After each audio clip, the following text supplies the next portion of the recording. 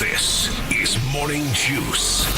Sports, insight, and great storytelling. Starring Bobby Carpenter and Jeff Tito Thidoff. It's time to attack and dominate. Morning Juice. Realize, Bobby, on the YouTube there, I'm going to button up one of these buttons here. There we go. That's better. Got to look good on radio, right, Shark? Good morning. How are you today, Bobby? I am doing tremendous, Jeff. If I was any better, I'd be twins. Is that really how you feel today? Yeah. That's great.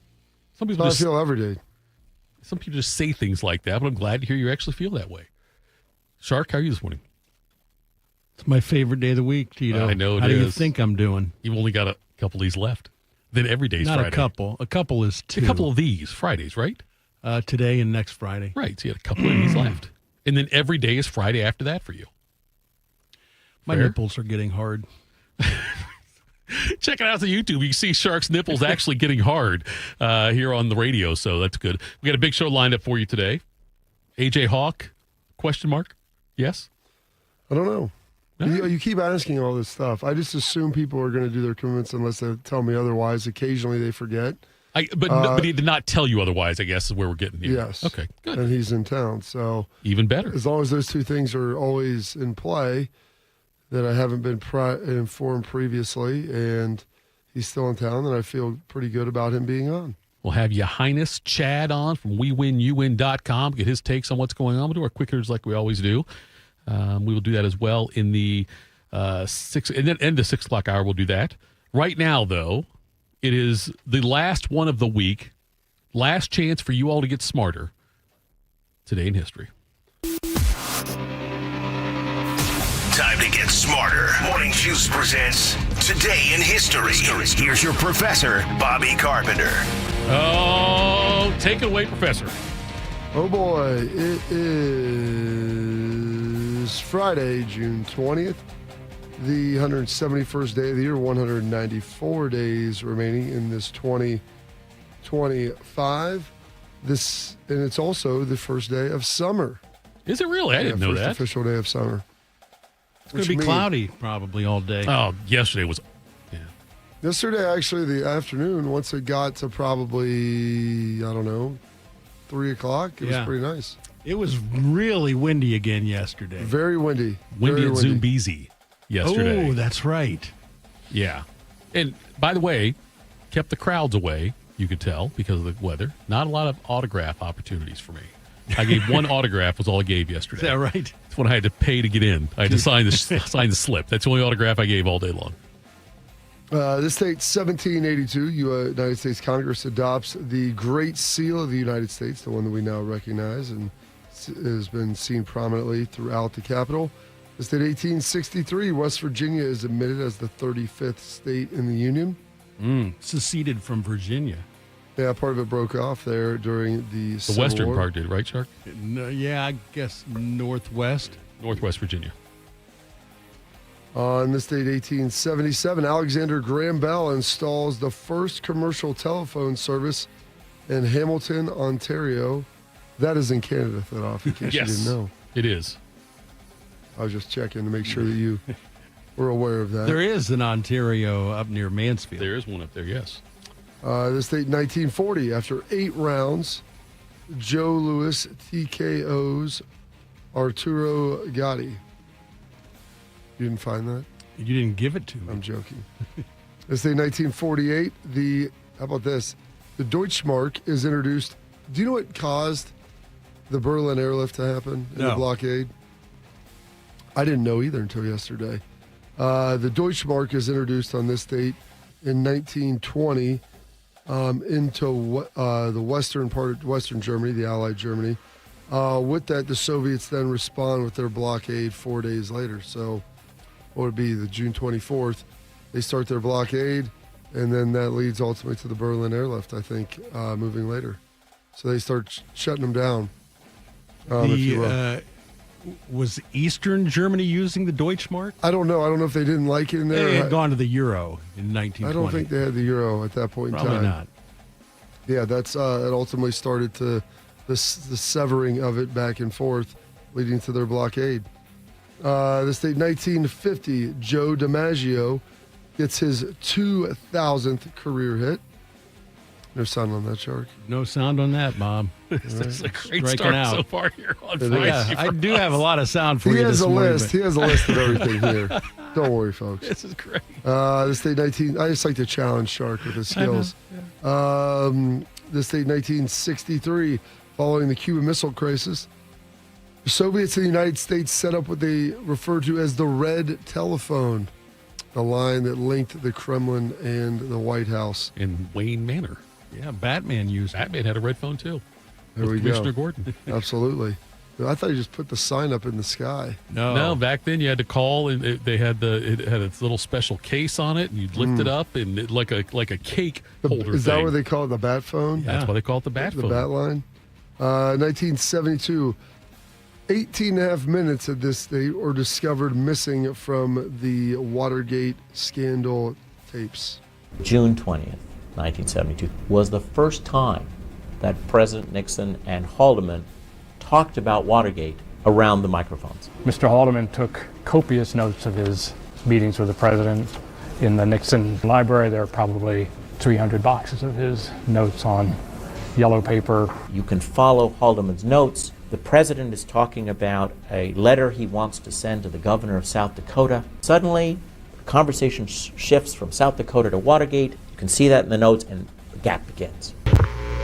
Since there is a gap in the tape, the notes would then be the backup to that. However, there is very little in the notes about the meeting itself. 18 and a half minutes. 18 and a half minutes. Just a little glitch. I learned more about history from Hollywood's movies.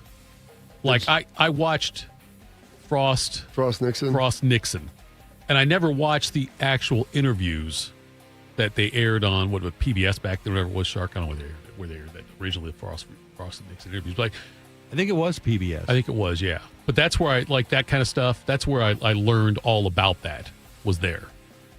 So that's the movie. Interviews. That's the movie you chose to watch. That one, yeah. That's a good one. It's a history. Dude, it's history. It's history, Bob. Yeah, of course. None of it's embellished. Well, I learned about the Hindenburg from Raiders of the Lost Ark. They said the Frost Nixon was done really well, though, for people who watched it both live and then, obviously, the remake of it. I thought you were going to say you learn more about history in here, listening this date in history, but let me down.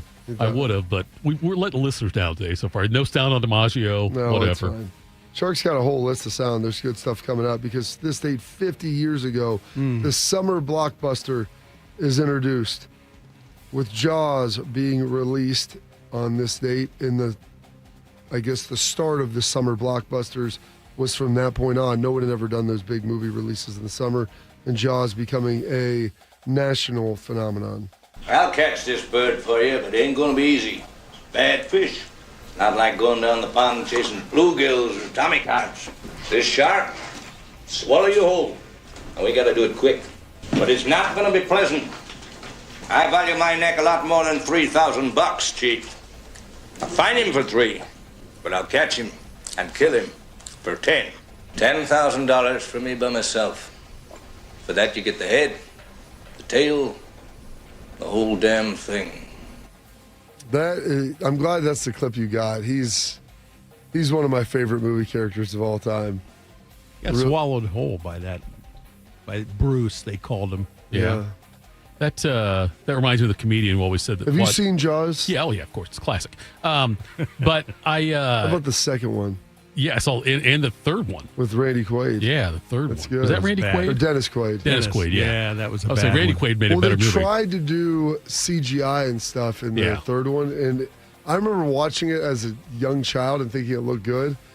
We watched it during COVID, and it looked so bad. It was really bad. It was a bad story. It's like, all right, you don't want to get eaten by a shark, stay on land. Well, don't be stupid. But Jaws 2 was pretty good, even though Spielberg didn't direct that. Spielberg was 27 when he directed Jaws, the first Jaws. The movie, though, that and like we talk about the quicksand thing, like that freaked me out about sharks and going anywhere in water at all, more than it probably should have, because the odds of a shark attack, I mean, they're greater now than they were back then, I guess. But Are they? I think they're greater now. Don't you hear more? What are you basing that off of? Just knowledge. I think they're greater now than they were back then. Schlegel should say something like that. We don't ever question him on it. We just assume it's Schlegel's knowledge. I do question him on it. You don't think this is like what my son says. He makes these outlandish statements. Do you think there are more sharks in the ocean? I think there are more reports of shark attacks now than there were in 1975. That's the key. That's what I said. More reports. No, you said I think the chances of getting a. Well, if there's more. Okay. No. So you're saying the difference something is reported more doesn't mean that it happened more. I think it does, Bob. Do you swim in the ocean? Do I swim in the ocean? Yeah. Not lately. I do, though. We gotta go. Yeah, when I go, I'll swim in the ocean. Yeah. But you know what, though? Got my head on a swivel.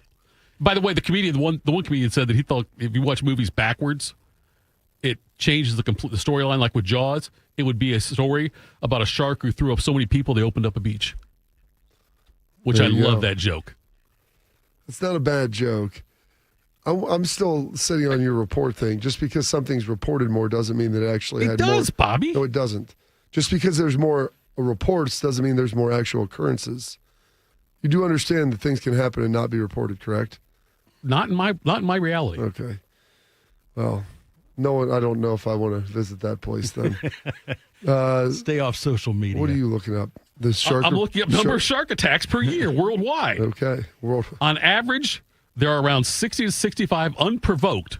That's the key word there. What does that mean? What is provoked versus unprovoked? I think you go out there and you're poking at the shark. I think they're trying to. Because a lot of people do that. Right. Is a provoked one if you're like scuba diving and like trying to feed it? Is that a provoked attack? Average unprovoked attacks per year, 60 to 65. Yeah, if you're out there dressed in raw meat, swimming in the ocean and bleeding, then I think that's probably provoked. Some other things today. This date, 1978, Foreigner releases Double Vision.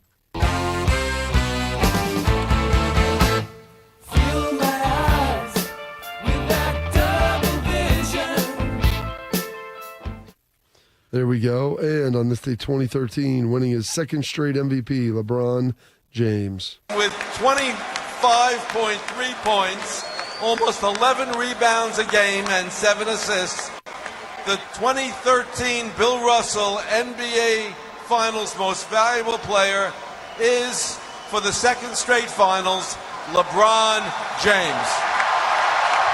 First of all, I want to give a lot of credit to the San Antonio Spurs. First-class organization, they pushed us to the limit. For me, I can't worry about what everybody say about me. I'm LeBron James from Akron, Ohio, from the inner city. I'm not even supposed to be here. Every night I walk into the locker room, I see a number 6 with James on the back. I'm blessed. The next year, the Spurs got him, Shark. They did, and that was a miracle that they won in 2013. Remember Ray Allen hitting that shot, corner 3. Everybody had already walked out. They're fighting. Those are Miami fans for you, though. Yeah. They got exactly what they deserved. Arrive late, leave early. Well, you want to beat the traffic. You got dinner reservations down there. You go to dinner at Prime 112 at like 10:45. Unprovoked bites are defined as incidents which a bite on a live human occurs in the shark's natural habitat with no human provocation of the shark. A provoked bite, this is funny, occur when a human initiates interaction with the shark in some way. These include instances when divers are bitten after harassing or trying to touch sharks, bites on spear fishermen, bites on people attempting to feed sharks, bites occurring while unhooking or removing a shark from a fishing net, and so forth. Okay, there you go. Did you get the worldwide data on the actual shark bites? You know what? I'm going to start looking at it, but if it goes against my theory, then I probably won't find it. Then just hide it. That's good. Then I'm going to have to look it up. Some other birthdays today. Born on this date, 1935. Len Dawson, Super Bowl IV champion. Yeah, yep. Super Bowl there IV. we go. Dawson took the American Football League by storm almost right away, leading all passers with 29 touchdowns while guiding the Texans to an AFL championship. The Texans, soon to be called the Chiefs, moved to Kansas City ahead of the following season, and under Dawson's leadership, the newly relocated franchise continued its rise as one of the best teams in professional football. In the 7 seasons between 1963 and 1969, Dawson led the AFL in completion percentage 6 times, passer rating 5 times, and touchdown passes 3 times. He tossed at least 25 touchdowns in 4 separate seasons during that span. more than any other quarterback in either the AFL or NFL. There we go. One of the greats. College. Len Dawson went to Purdue. That's right. Really? Yeah. There we go. I believe Purdue has produced more NFL passing yards than any other college in the country. Well, you know what? I've got Greasy. I've got Danielson. that data on my phone somewhere. I'm going to look that up. 'Cause I believe that's accurate. They're no worse than second. I think USC might be second, but I think Purdue is first. Michigan's up there too. Born on this date in 1936, Billy Guy, the lead singer for the Coasters. Brian Wilson of the Beach Boys, who we just lost, a couple weeks ago, right? Yeah. Born on this date in 1942. I'm picking up good vibrations. She's giving me the excitations. I'm picking up good vibrations. He was the last one, correct? No, I don't think he is. I think Mike Love is still alive. Isn't the one small dorky guy still alive too? Whatever his name Can't is. think of his name. He's not a brother. Small, No. I think all the Wilsons are gone. I think though. the Wilsons are dead. Yeah. That's unfortunate. Volleyball. What? Wilson. Wilson? Is he still out? He drifted away. No, he's gone. We Never lost saw it, him. Bob Vila, This Old House, turning 79. Hi, I'm Bob Vila. Welcome home again. TV is my accidental career. Much to my surprise, after we shot 13 half-hour programs, we were put up for an Emmy Award for the New England region, and we won it. And everything changed very rapidly. My parents came to South Florida from Havana in 1943, 1944. And I was born in Florida in 46, and we went back and forth. So I knew Havana very well. I didn't get too involved in building or remodeling anything until when I was back in Boston. That was kind of my introduction to the renovation of a 100-year-old building in America. I thought he was dead. Oh, 79. He's not with the Queen yet. No, I thought he was though. I thought I still have an open chair for him up there. I get him and the painter guy confused. Who's the painter guy? Bob Ross? Yeah. Bob Ross? Yeah. How would you, they look nothing alike? They look kind of alike. One's got an afro and one doesn't. One's with the Queen and one's not. Bob Ross, R.I.P. Lionel Richie turning 76 today. Come on and sing along. All night long. All night. All night. All night. All night long. 76 for Lionel Richie. And then the man who portrayed Babe Ruth, starring in the show Roseanne. But this is from The Big Lebowski. Turning 73 years young today, Mr. John Goodman. Were you listening to the dude's story, Donnie? Walter. Were you listening to the dude's story? I was bowling. So you have no frame of reference here, Donnie. You're like a child who wanders into the middle of a movie and wants to know... Walter, what's the point, man? There's no reason. Here's my point, dude. We're talking about unchecked aggression here. Forget it, Donnie. You're out of your element. Walter, the Chinaman who peed on my rug, I can't go give him a bill. The Chinaman is not the issue here, dude. I'm talking about drawing a line in the sand, dude. Across this line, you do not. Also, dude, Chinaman is not the preferred nomenclature. Asian American, please. Was that Schlegs? And then the best, he pulls out the gun right after that and over the line. I had to do a lot of editing in that. Oh, yeah, Bob. there's a lot of F-bombs. A lot of F-bombs. I am the walrus. I am the walrus. I got to see that movie. You guys use it a lot. It's one of the great ones. It's very good. It's funny because I'd have to look at what it did in the theaters. It was not a large commercial success. Probably not. But it became a cult classic. Do I watch that first or do I watch Rocky or The Godfather? Oh, gosh. Those are three great movies. Just spin the dial. Watch all three of them. I don't have time for that. I'm saying if I had to watch one. You would rather watch the 1977 NFC Championship game. Your dad caught 4 passes on Monday Night Football. Go ahead. That's amazing. And I appreciate your knowledge of that. Nicole Kidman turning at 58 today. Let me out of the car, Cole. Let me out of the car. Let me out of the car. Let me out or I'm getting out. Hey! Clear? Wait, just wait. Get away or I'll call the police. What? You heard me. Okay, call the police, but I'm not leaving till you talk to I've got nothing to say. Well, I do! Okay, great. Let's hear it. That's it? Fine. Just come on. You shouldn't be driving a car anywhere, not on a road, not on a racetrack, and not in a parking lot. You are selfish, you're crazy, and you're scared. I'm not scared. You are scared to death. You and Rowdy, you have the same sickness. It's called denial, and it is probably going to kill you both. Doesn't sound Hawaiian. Did they start dating after that? I think so, yeah. And they were married in Eyes Wide Shut? Yeah, I think they were married. They in were Eyes Wide already Shut, married yeah. when they did that. They made 3 movies together. What was the third? Oh, they made like that. Yeah. But she's from Hawaii, though. No, she's from Australia. Okay. Oh, you know what? Let's keep questioning Tito again. Let's see where it gets us. Born in Hawaii. Thank you. I think you're right about yes. that. But she's Australian. All I said was she's from Hawaii. Okay. All right. Born in Hawaii. There was a movie where he leaned into that, like he was not from this country in the movie, the other movie we're talking about, right? With him and Kidman. Did he play like an immigrant or something, or did he play? I don't know what movie that is. I only know about that in Eyes Wide Shut.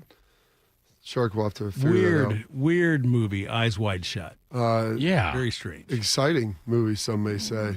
Okay. Very interesting, intriguing. Some might even say it was a Mark Howell biopic. It was Far and Away. Far and Away, yes. Is that what that was about? I don't remember. I just remember seeing he was Irish. The previews for they it. came from Ireland. Okay, that's what it was. Yeah, Ron Howard directed that. I liked Far and Away. You did? I never. Yeah, you did. The preview looked good. You see Days of Thunder? I never saw Days of Thunder. What? No. The best part is the ending of Days of Thunder when him and Duvall race on the actual track, and then it's like the classic 80s freeze, and it just stops. Bob Duvall. Don't say Still spoiler alert, I alive? guess. Bob Duvall's still alive, correct? Did we talk about him last week? He's like 94. Yeah, he was an old guy. 95. Darren Sproles turning 42 today. One of the best running backs I've ever played against. Quickest guy you're going to see. Matt Flynn, national champ, and overpaid. I don't know if he got overpaid. People paid him on what they thought he was going to be, and he maybe didn't live up to that. Lost the job to Russell Wilson, right? The Rustler. Yeah. He did get paid a couple of times, though. Turning 40 today, so big happy birthday to him. And passings today, Donald Sutherland. Oh, my gosh, the fact of all the Donald Sutherland clips, this is the one you got. Passing away 1 year ago today. Okay.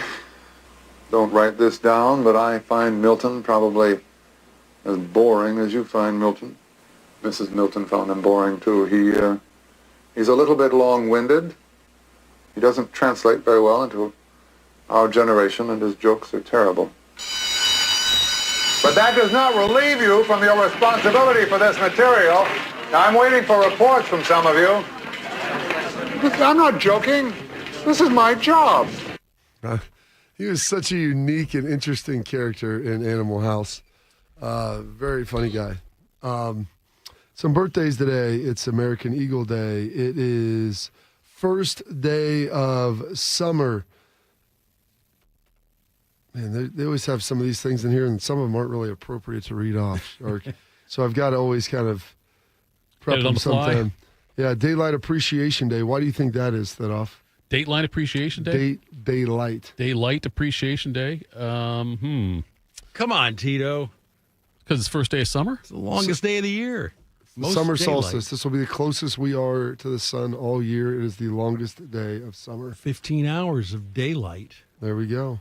National Flip Flop Day. Yes. That's Shark Day. Ice Cream Soda Day. We got National Seashell Day, National Smoothie Day, National Vanilla Milkshake Day.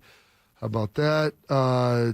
Take a lunch break day, West Virginia's birthday, and World Productivity Day. Oh, perfect day for me. Absolutely. And those are your historical events, your birthdays, your passings, your holidays, observances for this date. June 20th, it is a Friday. It's the 171st day of the year and 194 days remaining in this 2025. Well done as always, General.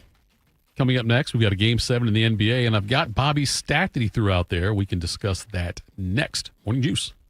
You know what hope is? Hope is action. Carving a path forward, even when it's hard. And kids who still know how to dream. They're the best pathfinders of all. So at Child Fund, hope means helping millions of children living in poverty worldwide to grow up healthy, educated, skilled, and so all those good things can come true for them, safe. And that means safe at home, safe at school, and safe online. Hope means walking this path together. All of us.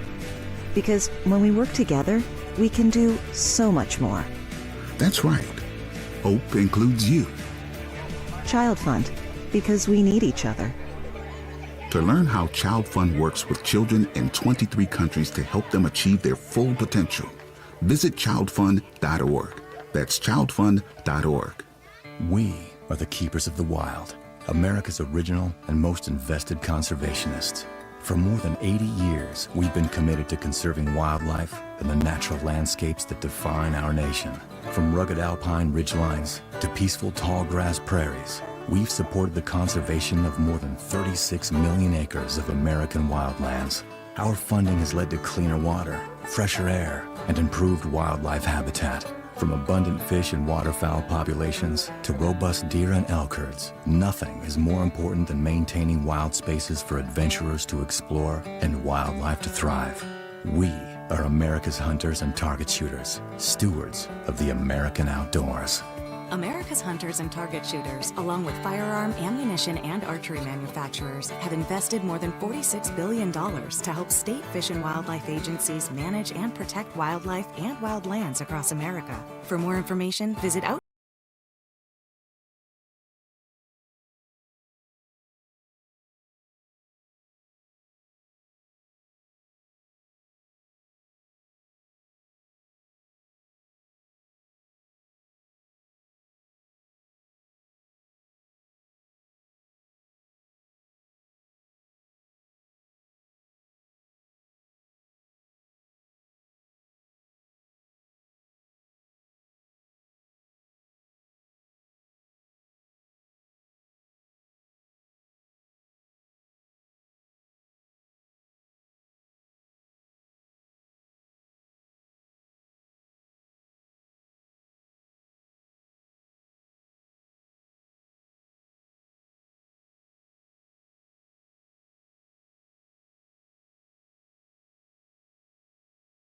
For your daughter.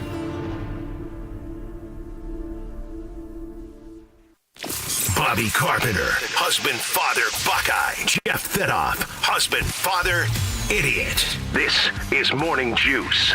All right, Morning Juice. Bobby, we're 41 days until the Pro Football Hall of Fame game. We are 64 days until the first 4 college football games. 71 days until Ohio State, Texas. 76 days until the start of the NFL.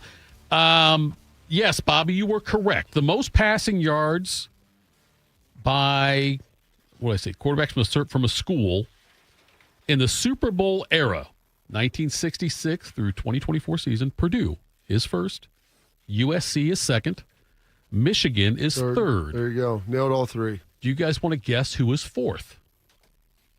Alabama. Alabama is not fourth. Alabama is 7th. Not. They're down on the list. They're down to about looks like 11th or 12th maybe. Who was number 2? Number 2 was USC. USC. Michigan's third. I'm going to say Stanford. That is, you're correct in that. Stanford is fifth. They're fifth. So there is someone who is fourth. And they've got a quarterback who is still playing in the NFL. Oh, Georgia. Matthew Stafford. Georgia. It's not Georgia. Georgia's down on the list. I don't know, it's 18th or something maybe? 15th? Somewhere in that range? I don't think it would be Cal. It is Cal. Is it Cal? Cal is fourth, followed by Stanford, and then Washington, Oregon, Notre Dame, Boston College, Matt Ryan, big one there, and then Bama, Miami, NC State, Georgia, UCLA, and Michigan State. I saw a thing was on Facebook, like it popped up, because they also have how about most receiving yards in the NFL in the Super Bowl era? In the Super Bowl. That's Ohio State, and it's not even close. It's by 20,000. Ohio State by about 10,000. Who's second? I don't know what data you have. I've seen by more, but sure. Second, is it Bama? No. LSU? LSU's third. So just went through this. You played against this team. Miami? Miami second. Yeah. LSU, USC, Florida, Michigan, Tennessee, Florida State, Michigan State there again. Who were Michigan State's? Rison was their big receiver. Who else did they have? That's, not Charles White. Plaxico Burress. Plaxico would be one too. Mark yeah. Ingram, his dad. Do you guys want to guess on the rushing yards in the Super Bowl era? I think is that. I'm going to go Alabama. I would say Alabama. Alabama's second by 20,000 yards, about 18,000 yards. USC? USC is fifth. You're saying the leader has 18,000 yards more than Alabama? The leading school has 91,621. Florida is not. Florida's like 10th on the list. Maybe Really? 11th. I thought Emmitt Smith and Fred Taylor were The leader had 91,000. Alabama has Oklahoma. 73,000. Oklahoma is fourth. Texas? Texas is eighth or ninth. Texas is ninth, it looks like. Penn State. No. Penn State is Franco 13th. Harris. Let's see. This is really good.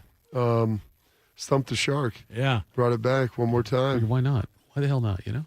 It would have to be traditional power.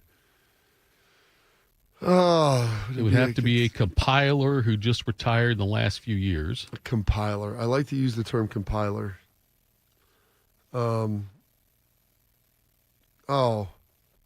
Miami? Miami's 1.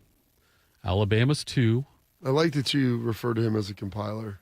You don't think he was never a top 5 running back in the NFL? I didn't say he was. Yeah, you're probably right about that, but he's a Hall of Famer.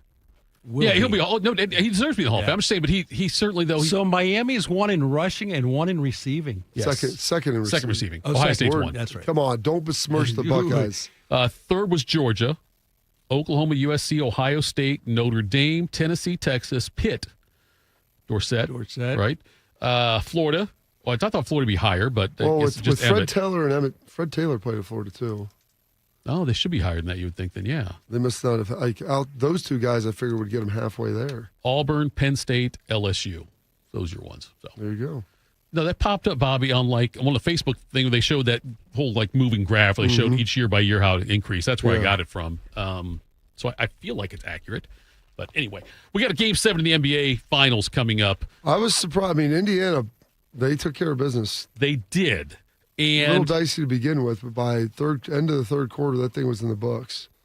Do you feel like, Bobby, that Indiana now has the momentum? I know it's at Oklahoma City. They're a damn tough team to beat there, but Indiana's beaten them there before.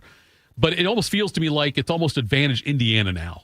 Really? Just because of the fact they were able to pull off Game 6 like they did. And they handled Oklahoma City. They really did. I watched Indiana get handled by Oklahoma City before, and then they came back and won. I think the momentum only goes as far as one game. Yeah, you don't think it carries over at all? I'm not big. No, not anymore. I think there was probably a point in time where that was the case, but you've seen these teams get blown out. I mean, there's been a lot of series over the past 10 years where the series are close. Mm-hmm. As far as it's 4-2, maybe even 4-3, goes full 7. Right. But many of the games are blowouts. And once Oklahoma City probably thought it was in the bag, it's like, all right, well, we're going to pull our guys. We'll check out in the fourth quarter. Let's rest up and see if we can make a push and get it done in Game 7. No point in trying to come back when we're down 20. It's not like either team has a ton of championship game experience or championship series experience. Neither one of these teams have won a title. No, I'm saying with the players, though. I mean, Siakam's got some experience, obviously. With Toronto. Yeah, so that's where I wonder. They're very young teams. Yes, they both are very young teams. And do you think this is good for the NBA or not? The ratings would tell you no. The ratings will tell you no. Absolutely, yes. And but I'm just saying overall, relative to last year with Boston and Dallas, they're down significantly. Mm-hmm. I enjoy this. I enjoy the teams, but I'm also a Midwestern guy, so that probably skews my viewing habits. I haven't watched a ton of this series. I'll tell you the truth. Right. Last night, I watched some early, but I've missed some games. Like they had that game on, was it Friday night? Game 4 or Game 3 was Friday. I don't know. They start the game. What time do they start those things? 8:30. So not terribly late. They used to start them at closer to 9. I would prefer they started them at 8, but it is what it is. Is it good? You're developing some young stars. I just still don't think that SGA, many people know who he is. Right. Like outside of hardcore NBA guys. You can't pick. I couldn't. If I saw him, I wouldn't be able to tell you what he looked like. I couldn't say, oh, yeah, that's SGA. I wouldn't know that. I don't think. And part of it is like just the current setup we have that was produced. Like, where did he go to college? Like, I have no idea. SGA? Shark, do you know that one? There's no way in hell you know. It's rude for me to ask you that. There's no way you know where he went to college. I don't. I can't look it up right now. Any school you'd say, I would say, I don't. You're right. But, Bobby, like the NBA, I know the ratings, ratings are down. But He went to Kentucky. Went to Kentucky. Oh, God. Now I'm embarrassed. I don't know that 1 year. 1 year at Kentucky. But, Bobby, he's Canadian, too. I knew he was Canadian. That I did know. That's where he went to school originally. Who drafted him? It was the the Kings, was it? Think of your daughter. Think of I guess that'd be Charlotte then. 11th pick. I was going to say Krabby Town.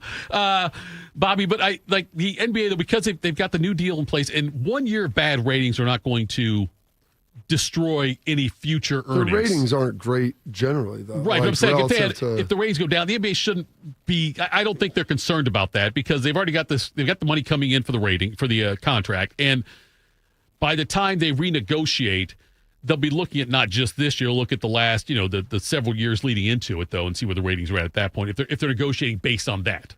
Well, yeah. So that's why I said, like 1 year. Although people say, "Oh, the ratings are bad," it shouldn't matter right now what the ratings are. It always should matter what the ratings are, because that's your product. Are people consuming it?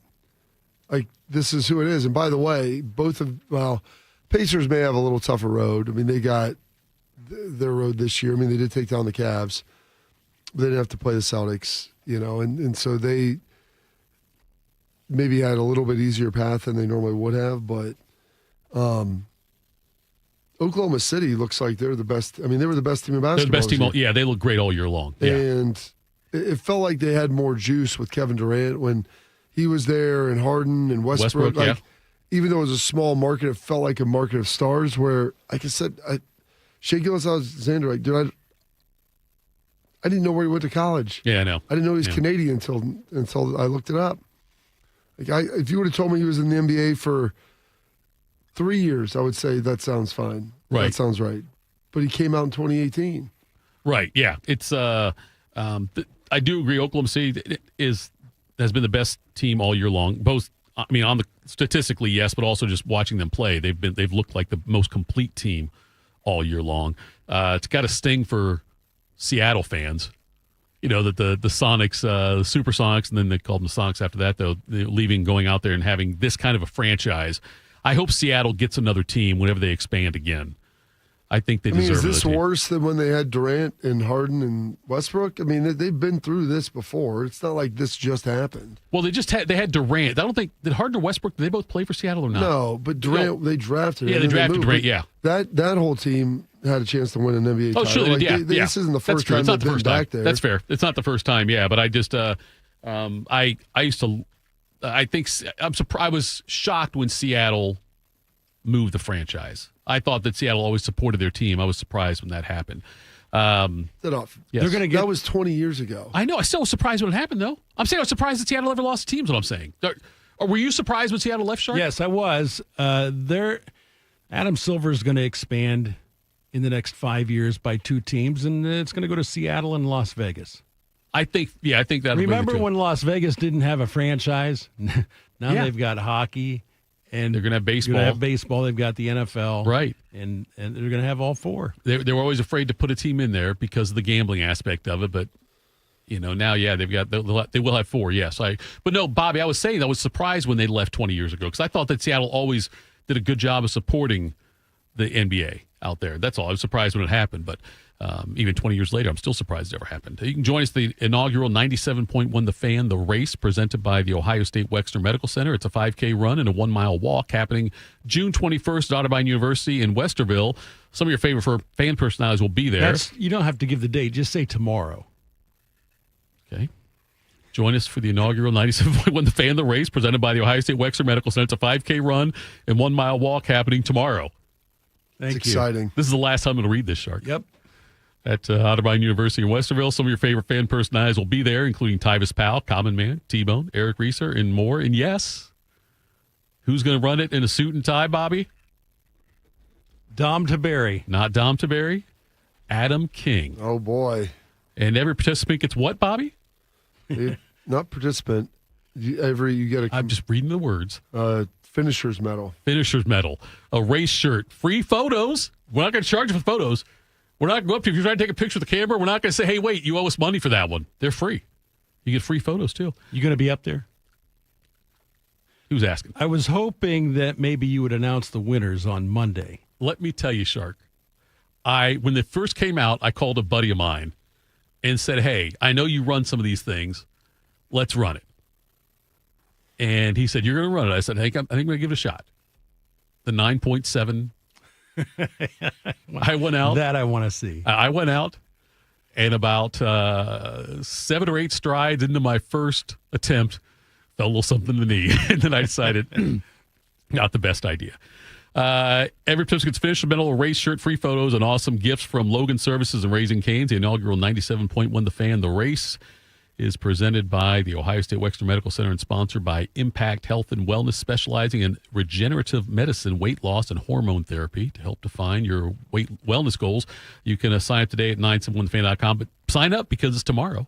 If it was 9.7 meters, I was all in for it, but it's not.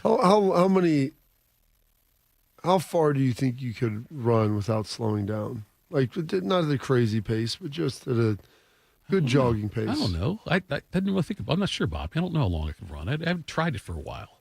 I haven't tried it for a while. Other than that one spurt when I started to train for this thing. But I don't run very often, Bob. That's why I was asking. How far do you think I could go without slowing down? We're not going to go out and run around the building and time me like other shows do, but I'm just asking you. How far do you think? Maybe a half a mile.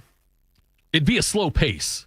Believe me, I said jog like a medium pace. It might be disrespectful to say jog. Like jog might be disrespected when you see how slow I go. But it would be a very meandering trot is what it would be. I don't know, but I'm going to give it a shot this weekend, Bob. This weekend I'm going over to the track at the high school, and I'm going to see how many laps I can do. 2 laps, half mile. That seems like a lot. Do it in 4 minutes. Half mile in 4 minutes? Yeah. 8-minute mile, but you're only running a half mile. There's a chance I could run backwards. Backwards? Half a mile in 4 minutes. See, now we're going to say things like this, Bobby. It's going to turn into a bit and a challenge, and something's going to be I'm just telling you. I'm pretty certain I could do that. All right. What we got coming up next? By the way, I got to think about this one now because I damn near talked myself into a perm a few weeks ago too. Quick hitters next. Morning Juice. Hey, veterans of Delaware County, looking for a fun and meaningful day out? Join Delaware County Veteran Services for a free bus trip on June 25th to the Mott's Military Museum in Groveport. Departing from the Delaware County Fairgrounds at 9 a.m., you'll enjoy a guided tour and lunch at the museum, all on us. This is a veterans-only event, and you must be a Delaware County resident to attend. Call 740-833-2010 today to reserve your seat, or to learn more, visit Delaware County Veteran Service online. Space is limited. Don't miss this patriotic day of history and honor. When it comes to a gun suicide attempt, all it takes is a moment. Heather and I had an argument just like any other couple. I was lost. I had snapped. I had a gun and I was going to take my own life. Heather helped me realize that there was still a life to live for the better of myself, my family. My weapon is now safely put away. A moment of crisis can happen to anyone. Store your guns, locked, unloaded, and away from ammo. Hear more safe stories at endfamilyfire.org. Brought to you by Brady and the Ad Council. Hey there, Jane Lynch here. You want to hear something funny? Too bad. You want to hear something uplifting that will inspire you? Good. Because today, I want to talk to you about Direct Relief, a humanitarian organization that does seriously good work when it counts. Fires, hurricanes, earthquakes. When disaster strikes, Direct Relief immediately shows up with medicines, medical supplies, and everything doctors and nurses need to save lives. Let's ship her out! Every day across the United States and around the world, they're making an enormous difference. If someone needs help, Direct Relief helps. No politics, no red tape. Hey, what you doing over there? Oh, I'm packing insulin for kids with diabetes. See, every box here is literally a lifeline for someone in critical need. So check them out at directrelief.org. You might just bring a smile to someone's face. It's been a real journey since 2014 when I first had my injury. I realized that my home was just not working for me and that it was time to ask for help. Homes for Our Troops is really giving me my life back. The shower allows me to go in and turn around with my chair, pull down storage racks, automated door systems, hours of my morning given back to me. Adaptive sports are a huge part of my life, a huge part of my healing journey as well. Homes for Our Troops helped with making sure that I had a home gym so that I can continue to train. This past year, I was able to host Thanksgiving in my home. And it was the first time I was able to have my whole family in one place and I was able to contribute to the meal. There are a lot more veterans in need and Homes for Our Troops is going to be there to help them too. Homes for Our Troops builds and donates specially adapted custom homes nationwide for severely injured post 9/11 veterans and enables them to rebuild their lives. Join our mission at hfotusa.org. We built a brand new studio just for Bobby, and Tito has already ruined it just by being here. I'm pregnant. This is Morning Juice. Morning Juice. Bobby Joe in the chat told me not to attempt running. Because why is that? It's risking my health, he said. Risking your health. I would argue that running might actually enhance your health. He said, I'm risking injury for Pride Challenge. Don't do it. Jogging a half a mile. What injury would happen from that? I'm not saying sprint. I told Joe. Or even run. I wake up every morning and the image in my mind is Drago saying, if he dies, he dies. That's kind of how I wake up every single day, Bobby. What does that mean? I think every day Drago looks at me and just says, hey, if he dies, he dies. Well, of course. What else are you going to do about it? That's how I live my life, with the threat of dying every day. I don't even know what Morning Juice presents Quick Hitters. Sponsored by Dr. Mark Levy. If you're snoring and not sleeping, call Dr. Mark Levy today at 1-800-MORE-SLEEP. Good morning, sir. Good morning, Tito. OSU linebackers coach James Laurinaitis has become quite the recruiter. Yesterday, four-star linebacker Sincere Johnson announced on X that he will play his college football at Ohio State. The Buckeyes now have 16 commits for the class of 2026. Johnson is going into his senior year at Cleveland Glenville. So, Bobby, that Glenville pipeline continues to produce for the Buckeyes. Yeah, big Ohio.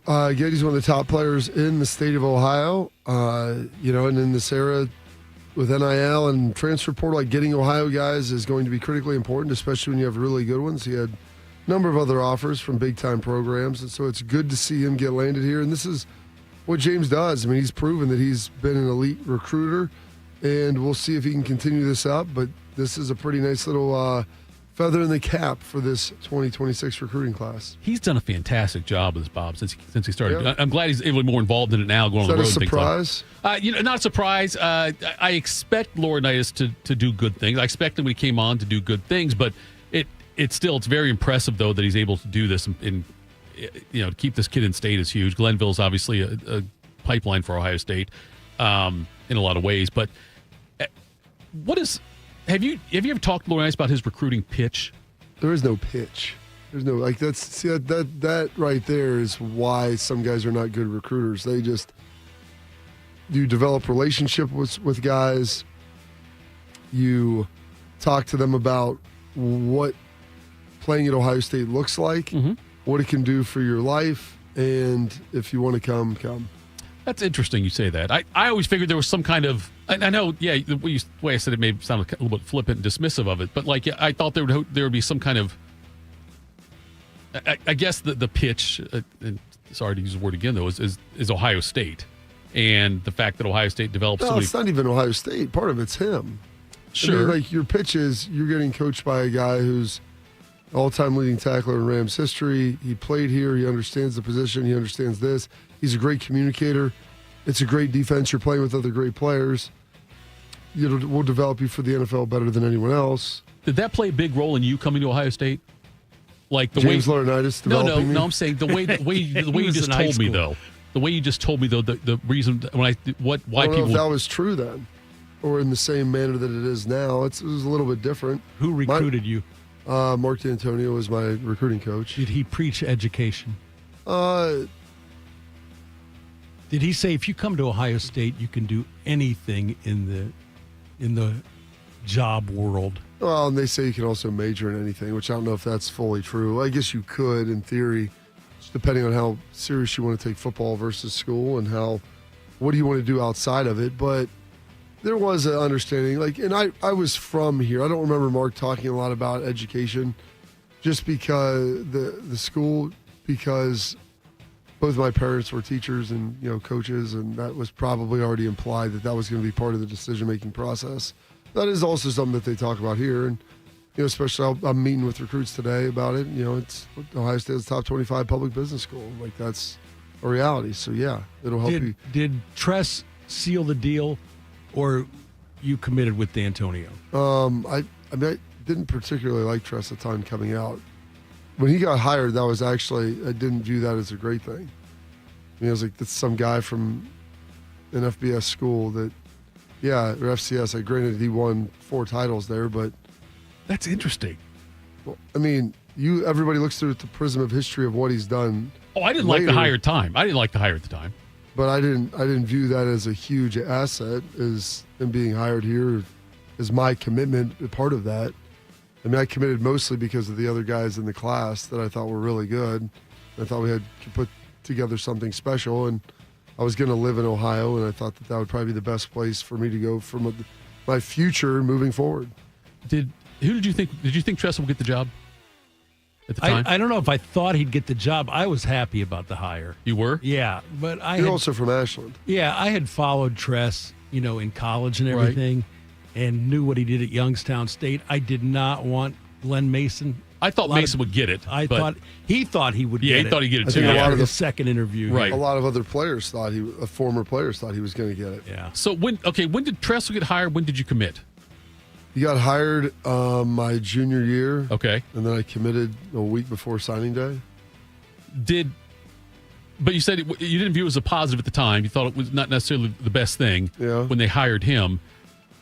Did that almost change your mind then, or was it? No, I wasn't decided on anything early on. It wasn't like I was going to come to Ohio State, and then when they fired Cooper, then I wasn't. Where Tress that hiring did something. I thought honestly they had a good chance of it being Randy Walker, who I really liked. Just because of his relationship with my dad. Right. And I don't know if he really threw his hat fully into the ring, or how all that went down. I'm sure people have different memories of what happened and how it went down. But I wasn't overly excited with the hiring of Tress. If he was when they brought in Urban, it wasn't like that to me. When you say you're talking to the recruits, I was going to ask you that next, because I didn't know if you ever play a role in that at all, talking to the... I've talked about this multiple times on the show. Not with me, you haven't, Bob. You've talked about being at Ohio State. I talked about this last week, because I did it last week. The week before. You were going to talk. I didn't know if I didn't know if Laurinaitis ever called you and said, "Hey."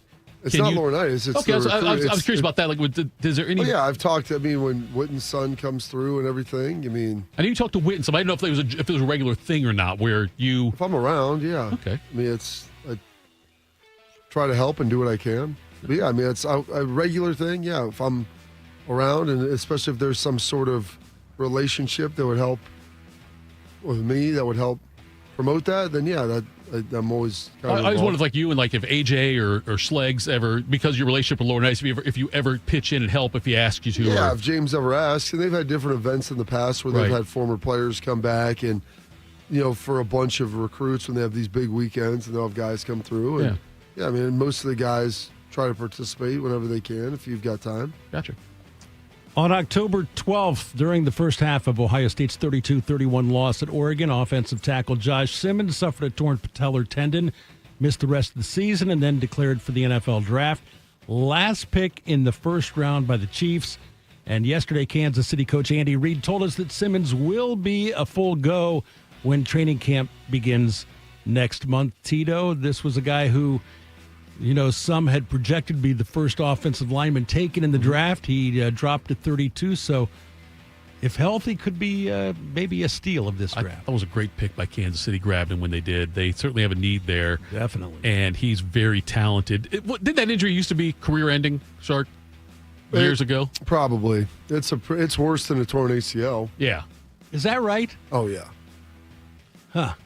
Patellar tendon. It's that one that runs along the kneecap there. That is the one below your kneecap that connects your knee to basically your tibia. And the thing is with tendons stretch. Tendons are tied in through muscle. Tendons connect muscle to bone. Ligaments connect bone to bone. And so while ligaments are important, I would say this, like your Achilles, your patellar tendon, your quad tendon, an ortho will tell you this, it's like trying to sew a sweater back together. It's really tough to connect that. You have to get the scar down, and then you have to get to stretch again. Ligaments really don't stretch a ton. Your tendons have to be able to stretch and have elasticity to them, and that is much more difficult to regain full function of than a ligament injury. And so this is honestly a testament to Adam Stewart, who is the PT over at Ohio State, who the doctor does the surgery, but the physical therapist is what gets you there. And he's done a great job. He's one of the best in the country, and they're very lucky to have him here. I was talking yesterday to somebody at the coffee shop about the Reds. Coffee shop. Yeah, that's where I was at. I was at the coffee shop. What? I mean, who goes? What do you call it? You're a grown man. You hang out in the coffee shop? I got my wife a mocha at Colin's Coffee there in UA. And Colin is a huge Reds fan. We talk sports every time I go in there. You get out of your car to go in and get it. Yes. That sounds atrocious. It's a wonderful experience, I'd Bobby. rather get hit by a car. You've never had Colin's Coffee. It's great coffee. I don't care what. It's a great environment. The thought of having to walk into a place to order a beverage to simply take with me and leave. And it wasn't even my beverage. It was my wife. I go in there. They have drive-thrus for that sort of thing. Not Colin's. And I support local. That's great. Colin, he's a Reds fan. He's a huge fan of maybe not now, not after what you just did. I'm not besmirching Colin. I'm just besmirching. I don't drink coffee in general. Damn tease. And that's fine. I can make it at my house. Yeah, but you can't talk sports with Colin at your house. I can't really talk sports with you either. That's fair, but I'm having coffee over here. Sit there and drink your little coffee. Shark makes it in his Keurig over there. So, I was going somewhere with this. Right, okay, we were talking about the Reds' injuries and how the Reds, it seems like, forever have guys on the 10-day IL. There's always guys getting hurt for the Reds in some way, shape, or form. And you say what you did there about Ohio State's medical staff and about with the football team. It is a testament to them that he's able to get back as quickly as he is going to. Because I never knew what the injury meant. I mean, I knew what so you described it in detail. It's the most detail I've heard on that kind of injury. But just the way it's phrased always sounds very painful to me. And the fact he's coming back this soon, I think he'll be the steal of the first round, Bob. Yeah. He was very good. A lot of people viewed him as the best tackle in this draft, and you got him the last pick of the third round, and he's going to be healthy enough for camp, which is pretty impressive. When he moved around at Pro Day, I was like, damn, good for him. I did not think that he would be that far along. But he worked really hard. It's a testament to Simmons as well, but also Adam Stewart and his ability to get him back. There's a number of people that go in there and sit and have conversations, Bob. The coffee shop? Yes. Yeah, I'll have a meeting sometimes in a place like that, but to go in to get a coffee, to walk out with it, and I don't mind talking to people, but the thought of going somewhere to buy something to leave with just a drink. Sometimes I stand there like Kramer with the soup Nazi in the just kitchen. Like looking for people to talk to. I just sit there against the wall. Schlegs would go to golf courses. Yes. And when he was in college, and I was like, who did you play golf with? He's like, I've met some people. He's like, I found a threesome and hopped in with him. I'm like, random people? You want to spend 4 hours with random people? I would do that. Exactly. That says a lot. It does. It says that we are people-loving people is what we are. I love people, Bobby. I love my time. And so I'm not going to devote 4 hours to someone who I don't know. And maybe I have something in common with them. Maybe I don't. I don't care what the activity is. A stranger is a friend I haven't met yet, Bobby. That's what that is. I thought that was your numb hand. Colin likes boxing too. We talk boxing. I can't talk boxing with other people. Just listen to Stephen A. Smith then. And then Max Kellerman. You can talk boxing with them. Interesting development from the CFP meetings. We'll probably discuss that next. Some journeys start small, with small pause and big purpose. Look how little fly. You sweet girl. Every great partnership begins with the first step, Bella, let's go. guiding them through the world so one day they can guide someone through life. With shared experience, confidence grows, and the path becomes clear. It takes time, patience, and love.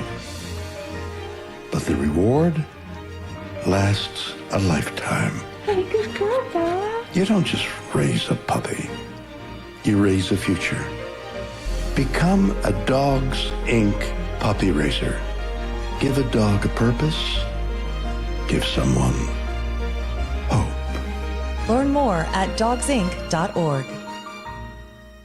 Around the world, Children International and friends like you are giving children in poverty a chance to grow and thrive, to be healthy, to succeed in school, and achieve great things. How do we do it? In the best way possible, by helping ensure access to healthcare, nutrition, and educational opportunities. And most importantly, by empowering youths and their families to get out of poverty and into employment through life skills, computer, and job training. The very tools they need to break the cycle of poverty and build futures full of promise. Because every child deserves a chance to realize their full and best potential. Learn more about how Children International is empowering children and families by going to children.org today. That's children.org. I'm a wife and the mother of 2 kids, and I've got a good job. Bye, Mom. See you, Mom. A pretty important job. Because of my family and my job, I really care about this neighborhood. It's a good neighborhood. Yes, there's some crime. And when I drive to work, like now, I realize that some people here don't trust the police. So the police should be reaching out to this community, and this community should reach out to the police. That's the way to make this a safer place. And when I get to work in the precinct house and put on my uniform, I can tell you, as a police officer, that this department is reaching out to the community, and the community is doing its part. We're building partnerships. This should be happening everywhere. This is how we can all be safer. Get involved. Start the conversation. Start the conversation and help stop crime. To learn the 5 things you can do, go to ncpc.org/prevent violent crime. A message from the National Crime Prevention Council and the Bureau of Justice Assistance. Proud to be your go-to sports addiction. WBNS, WBNS FM, HD3 Columbus. The Fan 3, Ohio sports destination. If you're looking for the inside scoop on the Buckeyes, you've come to the right place. This is Morning Juice. Morning Juice. Tito, Bobby, Shark. We have solved the music problem. Somebody said in the chat, is there music going on in the background? And I said, well, yeah, during that segment there was, but I guess, was it still playing there, Shark? I potted it back up. I can't see when it ends because you play it from over there. And I apologize for that. It's okay. It was sit-offs. He should have turned it off. You're the one that turns it off. No, he pods it down. I potted it down. He always pods it down at the end of the segment. Then I potted it back up, getting ready for the next time you play something. That was my bad. That's okay. You know what? I feel like you're losing your fastball, Shark. 7 work days left. Well, the thing was, we just got some great news that we found out who your replacement's going to be. Oh. And so, well, that might not. It's not public yet. Very exciting. Sooner. Yeah, very exciting. So, I was worried that Fidoff was going to have to do both jobs. You mean he's not? He's not my replacement. Breaking news on that one. Oh, by the way, Shark, go ahead and put a note over there. When you train the next person, make sure you show them how to pod down the music so that guy doesn't make that mistake. Or that girl. That person, whoever we're going to announce who it is. I just wanted to add a little ambiance to the commercials there. And that was wonderful. I think that was wonderful that you did that. Bobby, the CFP meetings, nothing got solved. But They did come out with this change now. Oh, what is it? The 4651 They're formula. they're going to go to the 8675309 formula is what they're going to go with. That's good. But they're going to require injury reports for the playoff games. Okay. Teams will have to give. The Big Ten does injury reports. They do. Does the SEC? I don't believe the SEC. I think they do for conference games. I don't think they do it for non-conference, or maybe it's the other way around. Why would they do them for non-conference? Bobby, I don't listen because I knew as soon as I said they do it for conference games, I think you would say. I think LSU, how do you know? I So thought went back LSU. Did they do that maybe voluntarily? SEC adopted the rule in 2024. Okay, there you go. That was in the story right in front of my face. Okay, so if you just continue reading, more information will then be I would have had it there. Available to you. I'm a headline. I'm a highlight guy. You know that. I'm a synopsis guy. Deeper, not wider. I'm Sinatra shallow. guy? I'm a Sinatra guy. You do it your way? I do it my way. I'm young at heart. That's another Sinatra song, too. I get the reference. Swinging Songs for Swinging Lovers is one of his, I believe, albums, which was great. Are you a Sinatra guy? You're a mood. Sinatra's a mood thing for you, right? Or will you ever? Maybe it sets the mood. Do you ever seek out Sinatra? Depending on like just what's going on. I mean, I don't listen to Sinatra when I'm working out, but I do enjoy Sinatra. How does it make you feel when you hear a Sinatra song? Does it put you in a certain mood? Like Michael Bublé. Okay. He's like the modern day Sinatra. Yes, he is. I'm feeling You're right. good. Yes, he is. Johnny Carson one time famously asked Sinatra what music does he put on if he's trying to set the mood. And I can't remember the guy. He just sings at him. That's right. Carson said, because I was put your records on when I wanted to, set a mood with somebody. Okay, injury reports, yes, they are getting back to my original point there. Injury reports, I think, are important, even more so now with the gambling. Yeah, the legalized gambling, yes. Yeah. With the legalized gambling Well, thing. if we're going to lean into I tell people, that's the only reason injury reports exist. Yes, yeah. You're absolutely only right. reason. Well, that and fantasy football. Which is also former gambling. You're right. Former gambling. Yes. So, yeah, they are going to require the SEC and Big Ten both do those things. I don't know. I don't know if every school, every conference needs to do it. What do you think, Bob? Do you want every, going to the smaller schools? I don't need to know who's sitting out in the Otterbein Capital game. I don't know if that's here. That's why there needs to be different rules for different leagues or different levels of college football.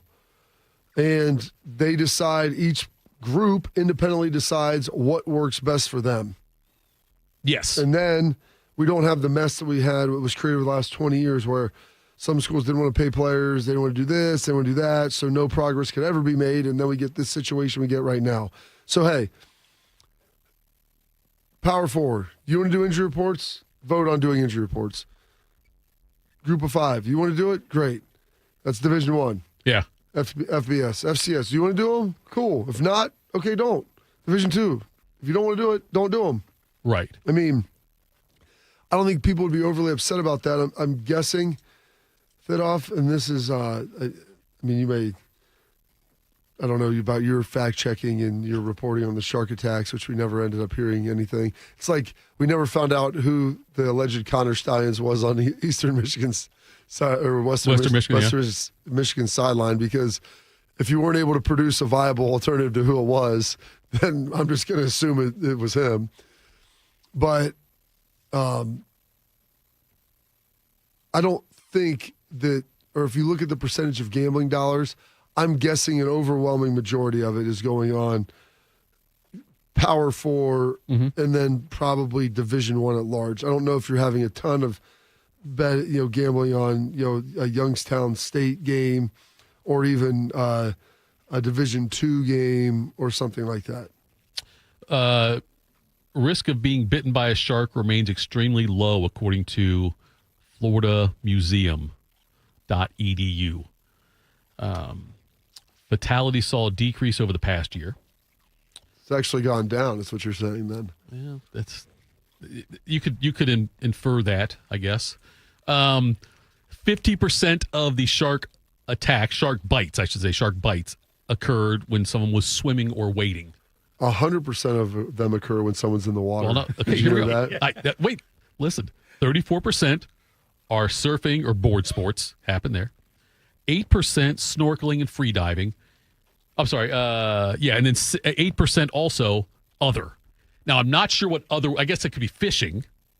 What else could other be? If you're not swimming, wading, surfing, snorkeling, free diving, you're not, what else could be the other has to be that, doesn't it? Can you think of another way you get bit by a shark that doesn't involve one of those? Zambezi Bay. Well, somebody asked if there was a shark, if sharks were there, and I said, shark. Yeah, well, I didn't see you there.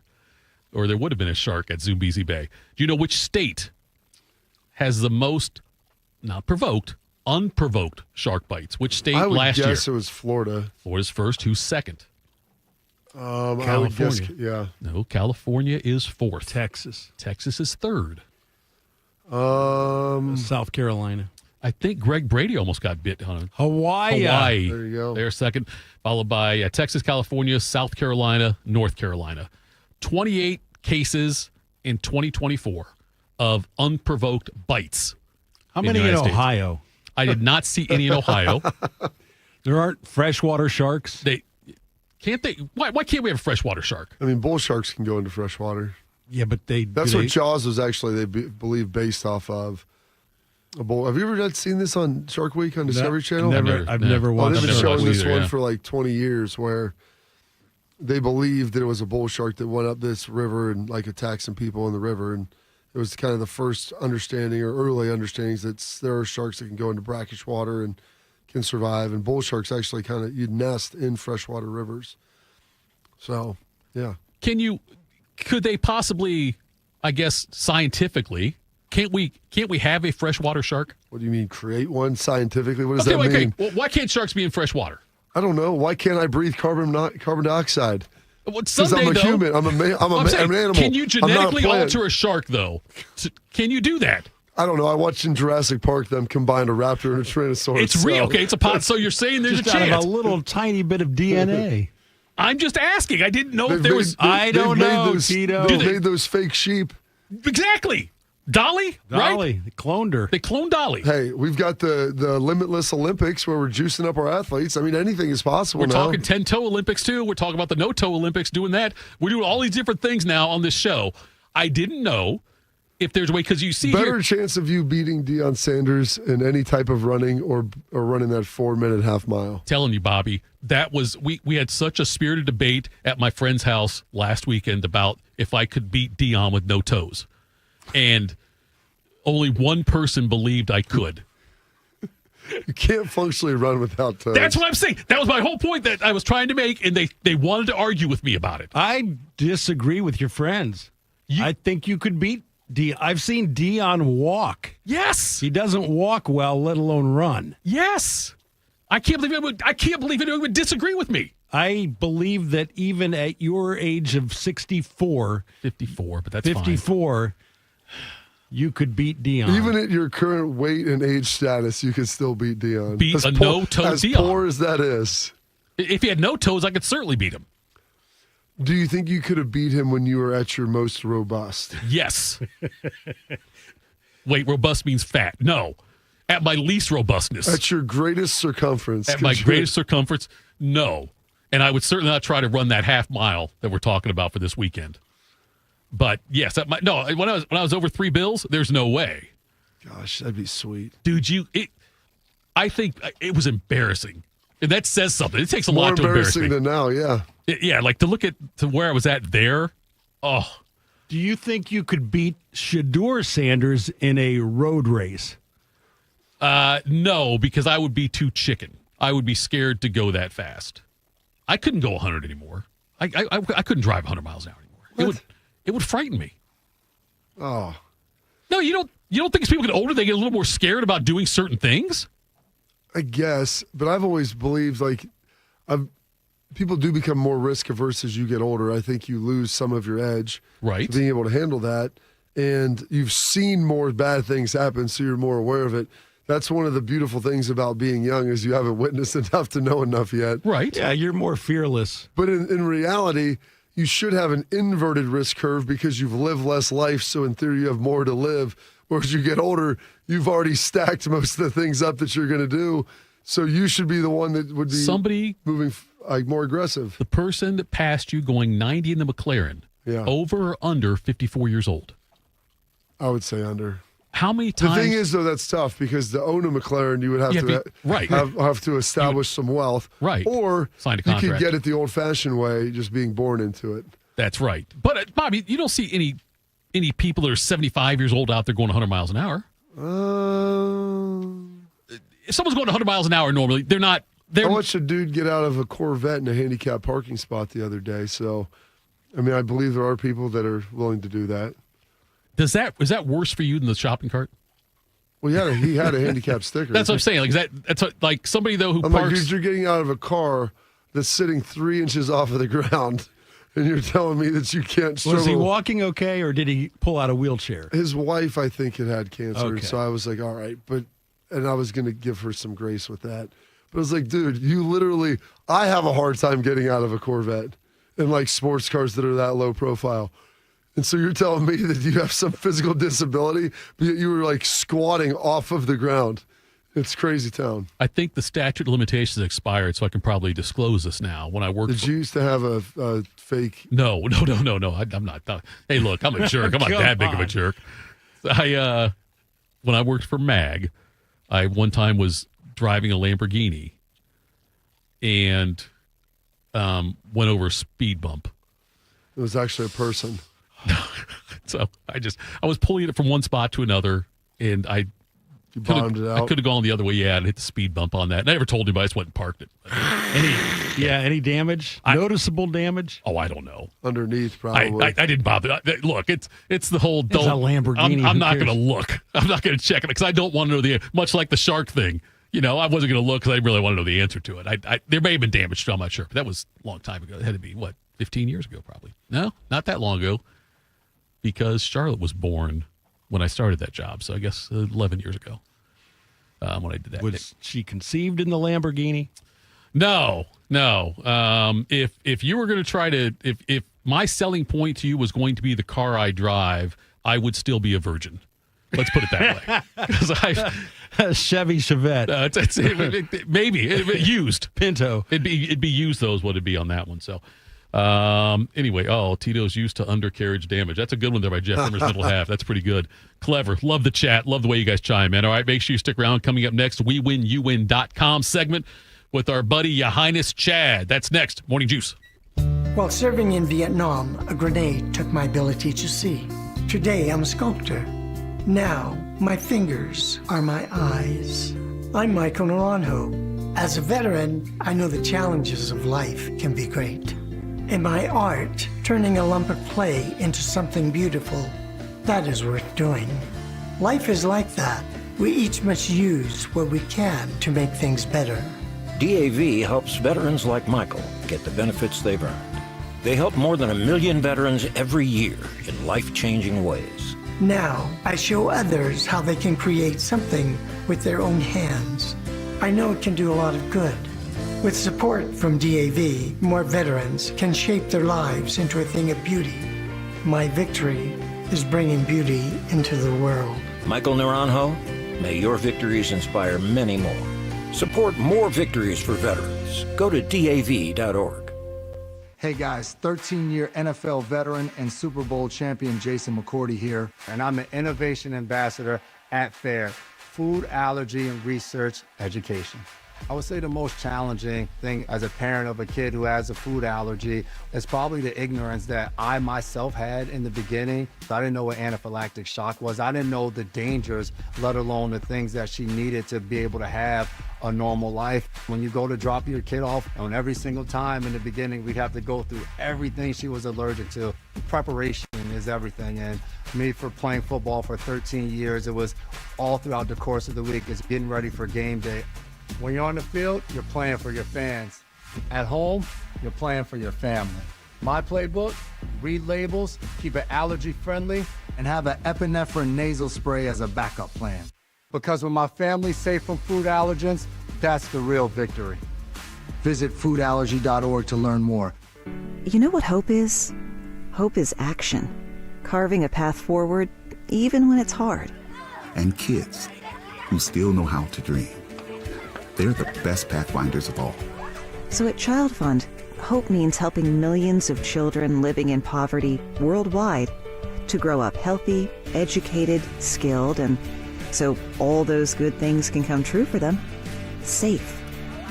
And that means safe at home, safe at school, and safe online. Hope means walking this path together. All of us. Because when we work together, we can do so much more. That's right. Hope includes you. Child Fund, because we need each other.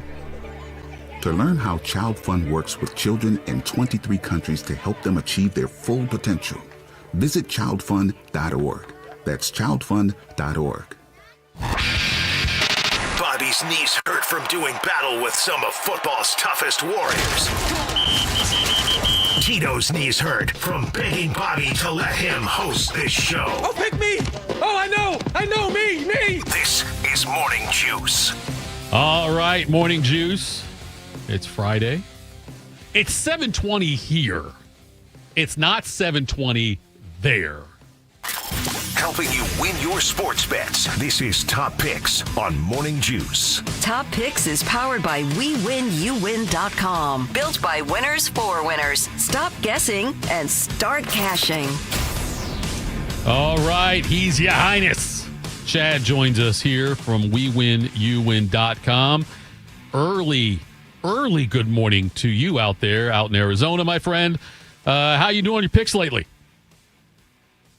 Good. I'm sorry, it is early in the morning. I was going to come prepared with where we're at as far as since I've been on the show, but I believe, let me see if I pull it up real quick here. So we base everything around a $25 unit better, and you should be up a little over $300, which isn't anything super crazy to brag about, but it's a little up over 10 units over 2 weeks. So decent, nothing great. How we got some baseball going on now. We're obviously the heart of the baseball season now. Basketball's about to wind down or finish up on Sunday. Hockey's already in the rearview mirror, and we're looking forward to football. But with baseball right now, the Reds have got a series coming up this weekend against the Tigers. Do you have any thoughts on that? I got the Reds playing Cardinals. I'm sorry, the Cardinals. You're right, the Cardinals. I apologize. Yes. Just waking up. Maybe they changed the schedule on me. But, so the Reds and St. Louis this afternoon. I like the Reds. I actually like a Reds on a futures. If you feel like sprinkling the Reds to make the playoffs, I believe it's plus 900. But the game, the Reds are actually about a half a run differential in the first 5 innings. Singer carries a 1.17 ERA in the first 3 innings. And the Cardinals are 5 and 9 in the last 14 in the first 5 innings. Public still loves St. Louis. I think this is a great spot to take the Reds in the first 5. Either the line should be plus money, or you can maybe even get it at plus a half a run, which just means if they're tied after 5, you're still a winner. All right, looking up I-71, we've got Guardians and A's action. Cleveland maybe not where they thought they would be at this point in the year, but pretty solid as money line favorites. So Cleveland's one of those teams where they play to kind of the level they're expected to. So when they're favorites, they tend to do well. When they're not favorites, they tend not to fare so well. They're playing the team formerly known as Oakland. I think they'll be in Vegas soon enough. But Cleveland is 14-7. As a money line favorite, which is a little over 66%. They cover the run line, which is a run and a half.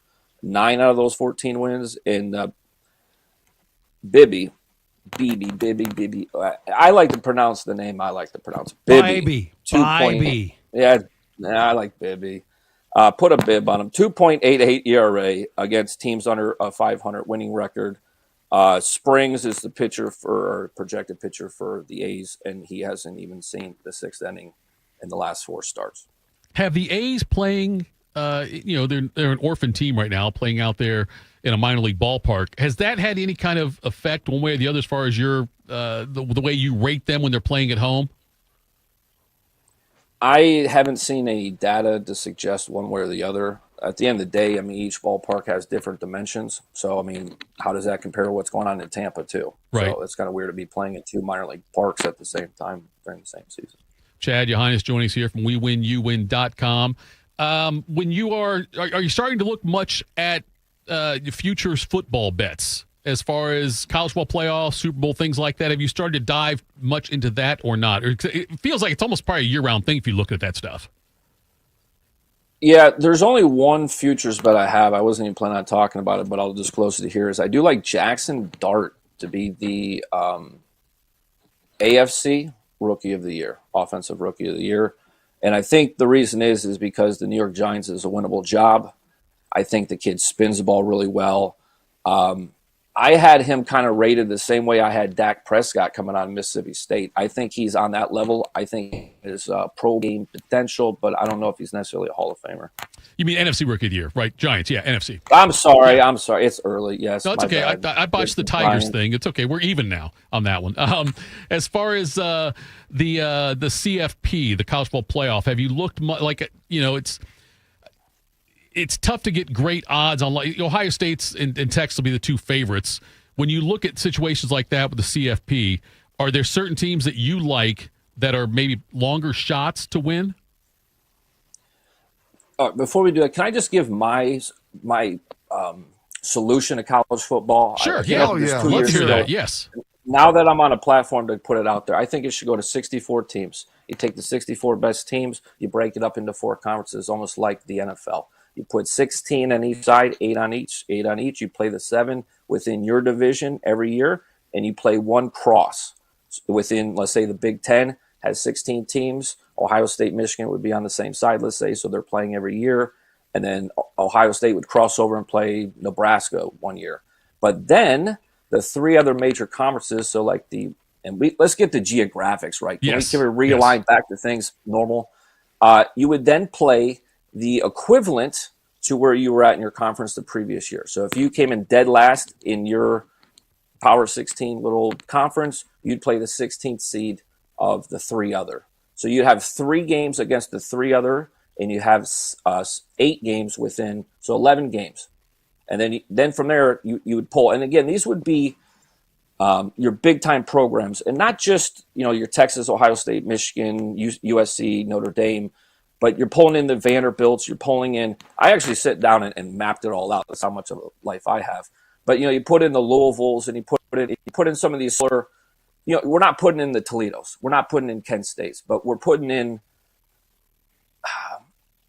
like Dukes and North Carolinas are kind of the fringe teams that kind of get in because of their conference alignment association, Miami's, things like that. But it's almost like a mini NFL, but you forget and you forget the NCAA.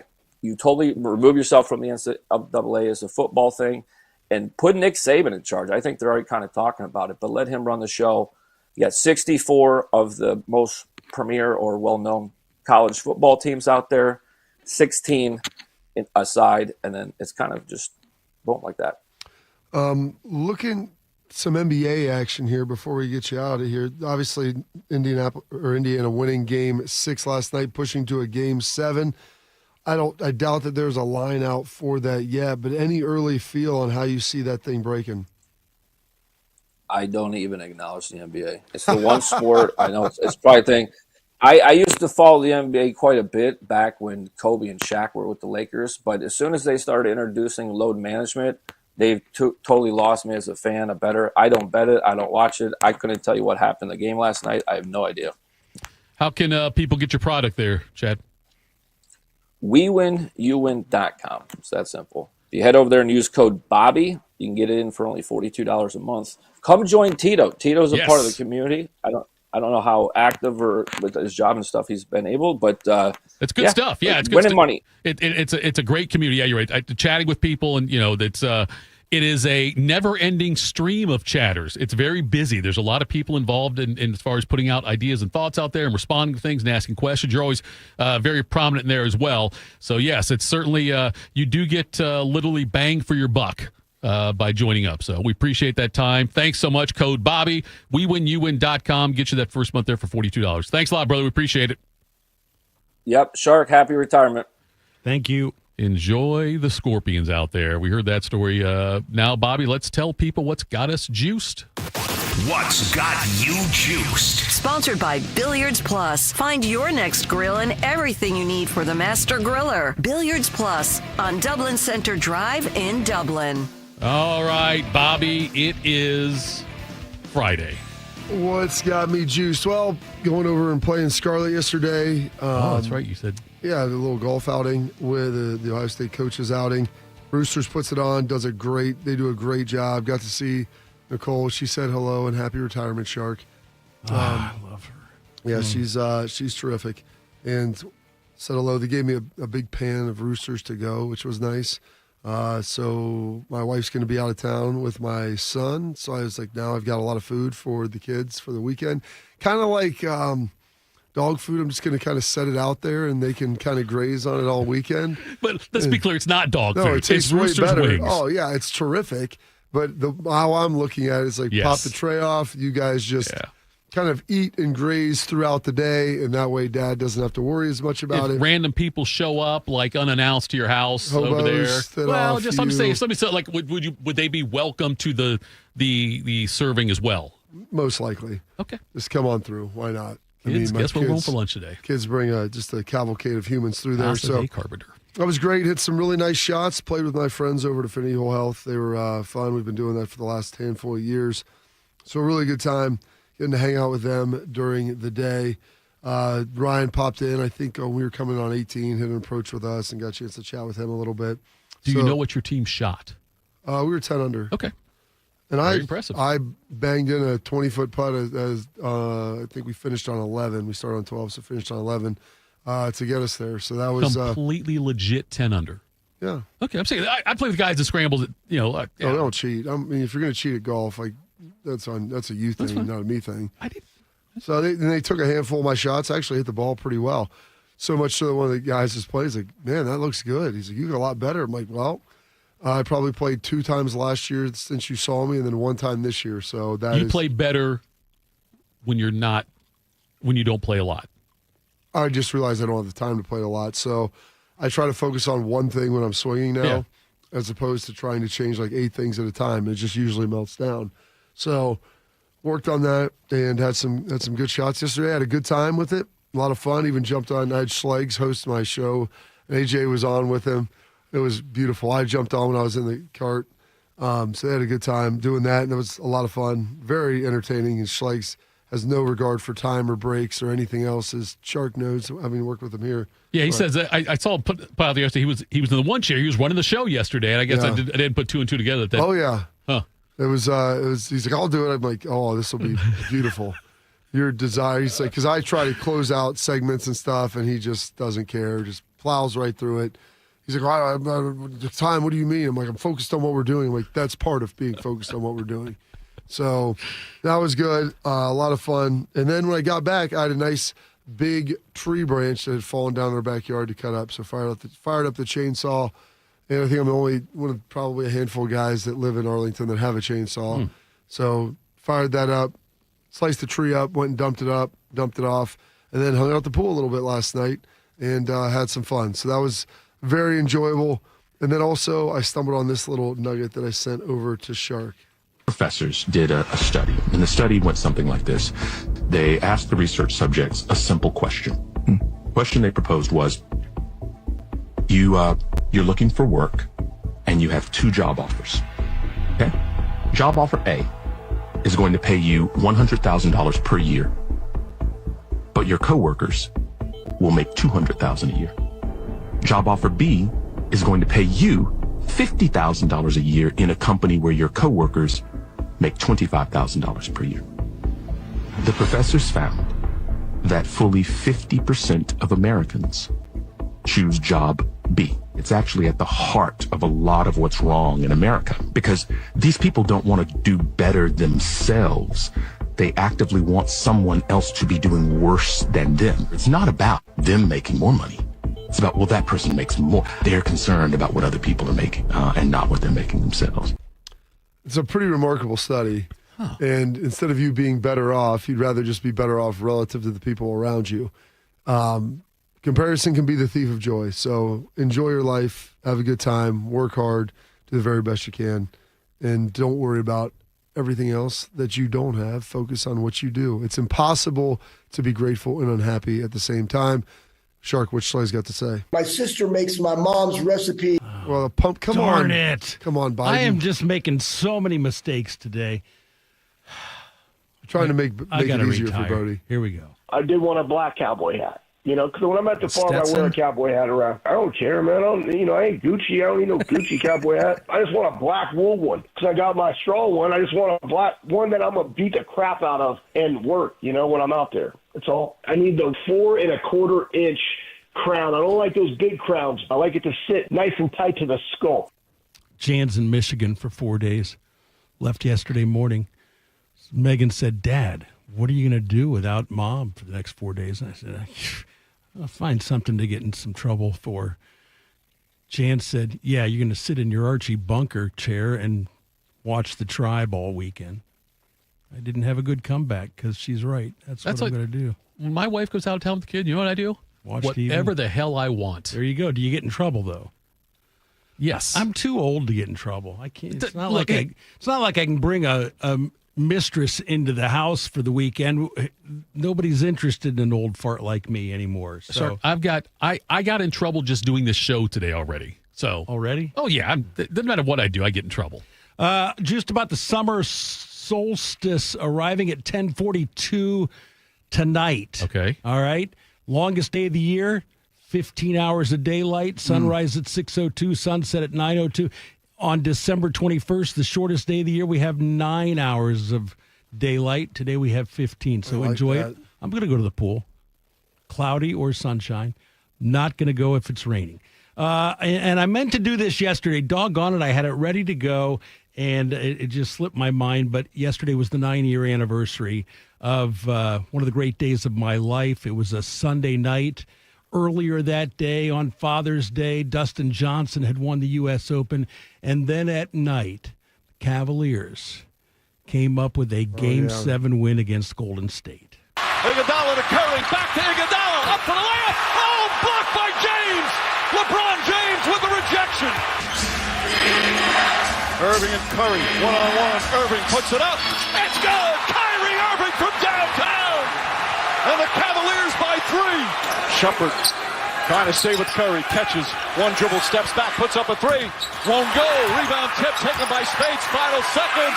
It's over. It's over. Cleveland is a city of champions once again. The Cavaliers are NBA champions. That was a great, great night. And once again, as if like once again, we are a city of champions. I think he was referring to the Browns at one 64? time. But anyway, Megan had graduated from college from Bowling Green like a month and a half earlier. Mm-hmm. But she was still living up there for the summer. And she called me, and I couldn't answer the phone because I was just too emotional to talk. I couldn't talk.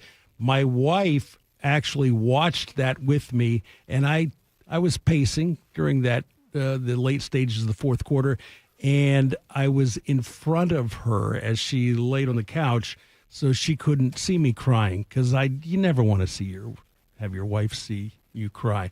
But the amazing thing, what I'll always remember, is my good friend Jeff Thidoff had, before the series, had predicted an upset. The Cavaliers were going to knock off the 73-9 Golden State Warriors. The Warriors went 40-1 at home during the regular season, and the Cavs knocked them off twice in the final 2 games at Oracle. But Tito predicted an upset, and then after Game 4, he said, no, I'm switching. No, I think I'm I don't switching. know. See, that's this where the story series is changes. over. 3-1. They're down 3-1. Yes. He could have been a genius. I did say that we had this argument on the air, Shark. I said when they were on 3-1, I said I still think they're going to win it. You did not. You Shark said the series is over. Anyway, what has you juiced? Well, now that's got me juiced. I'm juiced about the news we got earlier today that we're not sharing with anybody. Just the 3 of us know. Well, maybe there's 4 or 5 people that know, but I'm juiced about that. I'm not juiced about July 1st, but I am juiced about July 2nd. Let's put it that way. No, I'm not juiced about July 1st. I don't want you to go. That's what I'm saying there, Shark. All right. I predict you'll be here July 1st, just like I predicted the Cavs would win that series, even though they were down 3-1. That's what I did. Stick around, folks. AJ Hawk next. Teachers are dynamic leaders, shaping a new generation. They bring a variety of perspectives from diverse backgrounds, innovating how they teach to prepare students for our fast-changing world. Achieving this takes skill and expertise. They're tireless explorers, creatively discovering a universe of solutions, telling stories, experimenting, inspiring, mentoring, connecting cultures, and connecting with each other. Leading by example. Experience the unique joy of helping students thrive. Teaching is a journey that shapes lives. Are you ready to begin? Explore teaching at teach.org, a campaign supported by the U.S. Department of Education, teach.org, and 1 million teachers of color. We are the keepers of the wild, America's original and most invested conservationists. For more than 80 years, we've been committed to conserving wildlife and the natural landscapes that define our nation. From rugged alpine ridgelines to peaceful tall grass prairies, we've supported the conservation of more than 36 million acres of American wildlands. Our funding has led to cleaner water, fresher air, and improved wildlife habitat. From abundant fish and waterfowl populations to robust deer and elk herds, nothing is more important than maintaining wild spaces for adventurers to explore and wildlife to thrive. We are America's hunters and target shooters, stewards of the American outdoors. America's hunters and target shooters, along with firearm, ammunition, and archery manufacturers, have invested more than $46 billion to help state fish and wildlife agencies manage and protect wildlife and wildlands across America. For more information, visit outdoorstewards.org. We ask parents who adopted teens to share their journey. Nathan has taught me to embrace the moment. Age-wise, I'm in my late 60s. I'm old enough to be his grandfather. Will he be embarrassed to acknowledge me as his dad? I think the most important thing we can do is let them know that they're safe, that they're valued and cared for and loved, and that they're important. I knew I wanted to be adopted by him because of how he taught me to be the person who I am today. And it's coming from a dad that didn't expect to become a dad, and I feel very proud to be his son. That was what he needed. And he was what I needed.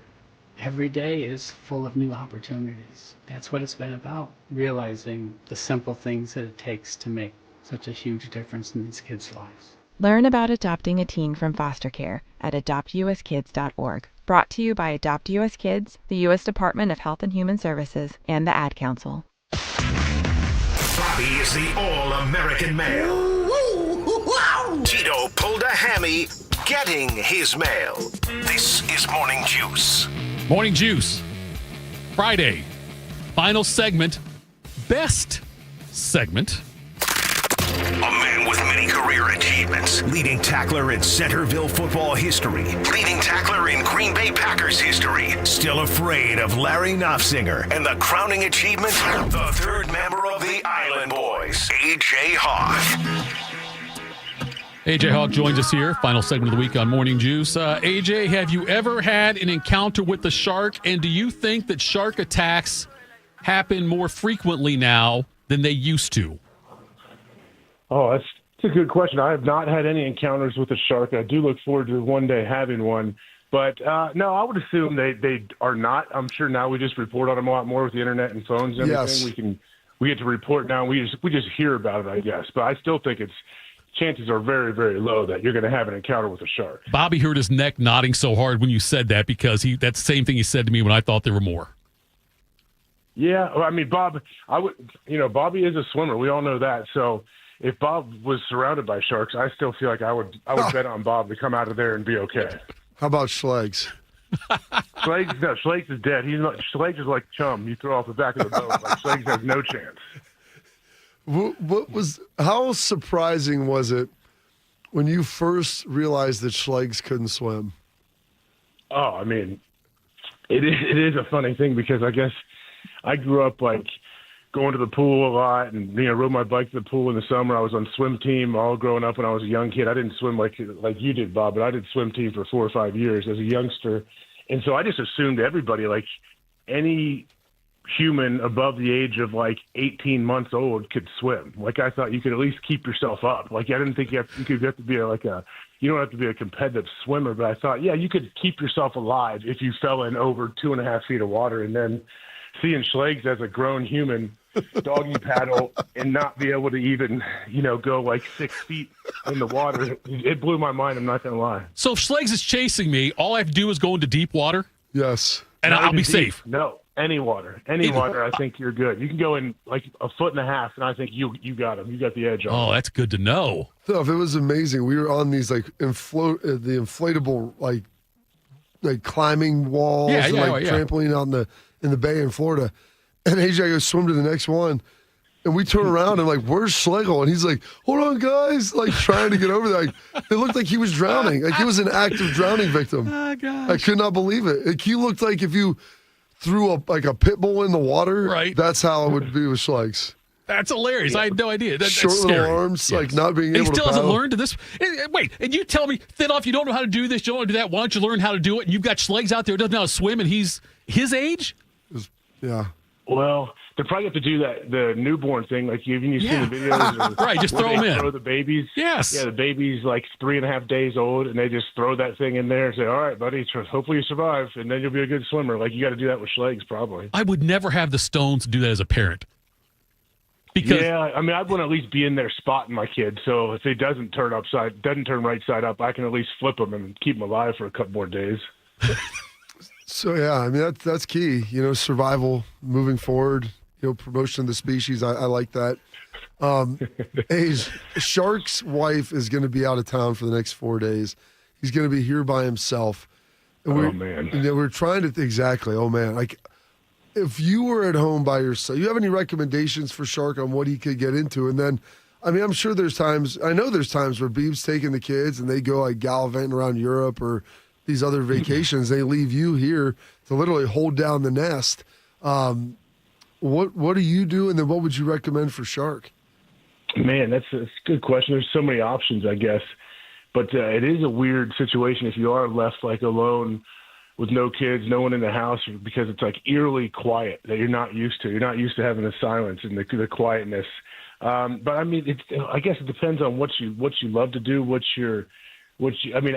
Especially if it's this weekend, it's gonna be really hot. Hey, why not go old school? Why don't you go get a slip and slide and invite some of your buds over? Yeah. And you can go run around on a slip and slide out in the yard for a while, and there's no one there to judge you.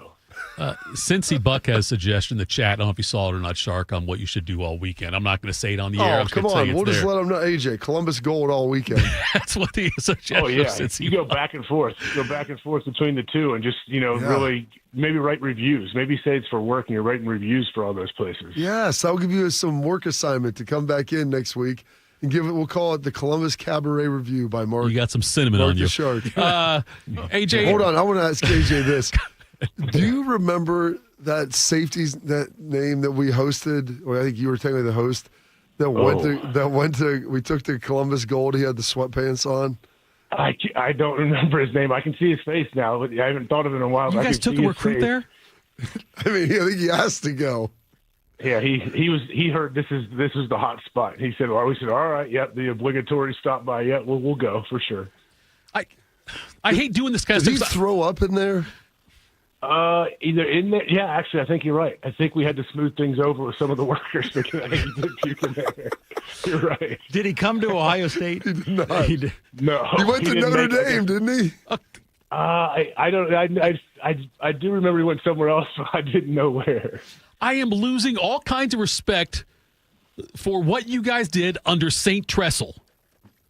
Okay. I mean, that was a tradition that was brought on well before we got there. Like, that was something that just you got to hit up the local hot spots. So even if we didn't want to get, it was probably a weeknight too. We're like, all right, man, I don't know what it's going to be like, but yeah. And then next thing you know, he's puking in his hands and dumping it into the seat.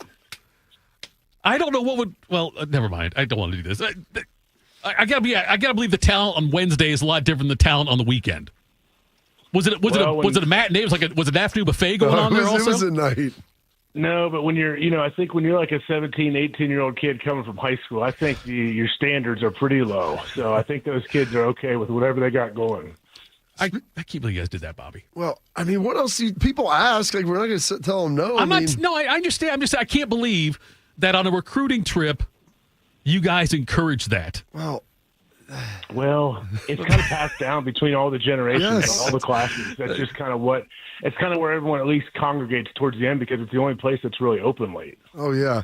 And I remember if it was him age, he'd been on a couple visits. And so what they would do is they would give you, I think, what do you get, like $60 or like $30 a night or something? Yeah. And he was like, hey, just give me my money that you're supposed to take. Right. And he's like, just give it to me. Oh. And we took him there, and it was, all right, there you go, bud. Like, go at it. Did they give it to you in singles, or did you have to convert it later? I think we had to convert it. You had to convert especially him. The fact that he wanted it up front, too, is tough because usually you could, you could go have fun and use it, but he came in, he knew this guy was a big recruit. He'd been at visits other places. He knew how it worked. Okay, Laurinaitis calls you guys, and hey, I got this recruit in town. I want you guys to meet with him now. Try to convince him to come to Ohio State. Tell him about he's a linebacker, a 5-star linebacker from Florida. He's up here. Would you guys then take him also today or this weekend with Shark to Columbus Gold? I think it's a little different as a 41-year-old trying to take a 19 to 18-year-old kid in there. That's a little creepier. That'd be creepy on my part, or I could be the kid's dad. But I don't know. I don't know how it works anymore when it comes to recruiting visits. I know there's rules now too on different things they can and can't do. Yeah, and that's Shark's got something. Oh, go ahead, Shark. We heard for the first time this week a story about Bobby in 2005 actually considering transferring out of Ohio State. Were you aware of that, AJ? Did you know about that at the time? Did you talk him off the ledge? I don't think we had to talk him off the ledge or anything. Bob, that's what makes Bob great. Like Bob can be, or not like, I should say you trust your instincts. Bob is all over the place. Like at times can be a roller coaster, and that's how we all kind of are. But Bob was just more open about it. So we'd have to talk him off the ledge. We knew he wasn't going anywhere, but we know like there's times when, I got to get out of here. I need to go somewhere else, things like that. But yeah, I never thought he was actually going to go anywhere. Especially if you took him Columbus Gold after you told you to think. But he said, Bob, let's go on a trip here. I told those guys with the transfer portal, I'm like, dude, after one of the times Fick kicked me out of practice, like I just would have walked in and slammed the transfer portal button, like out of here right now, like find me a spot or anything. It would have been the worst thing in the world for me when you're impulsive as like a 21-year-old. 6 schools in 4 years. Being impulsive as a 21-year-old, I agree. Like, that would have been tough. Like, it'd be after before one of the big practices you have where stuff's going to get bad, or right after a practice, like you said, that you get kicked out from your linebacker coach. I could definitely see some poor decisions being made, and if you didn't give it just give you a 45-minute, maybe a 2-hour cool-down period afterwards. Gosh, let me ask you this, because you fill in for Pat, when he's out, and you'll go over to Indy and run the show. Yesterday was Schleg's first time running the show without me there.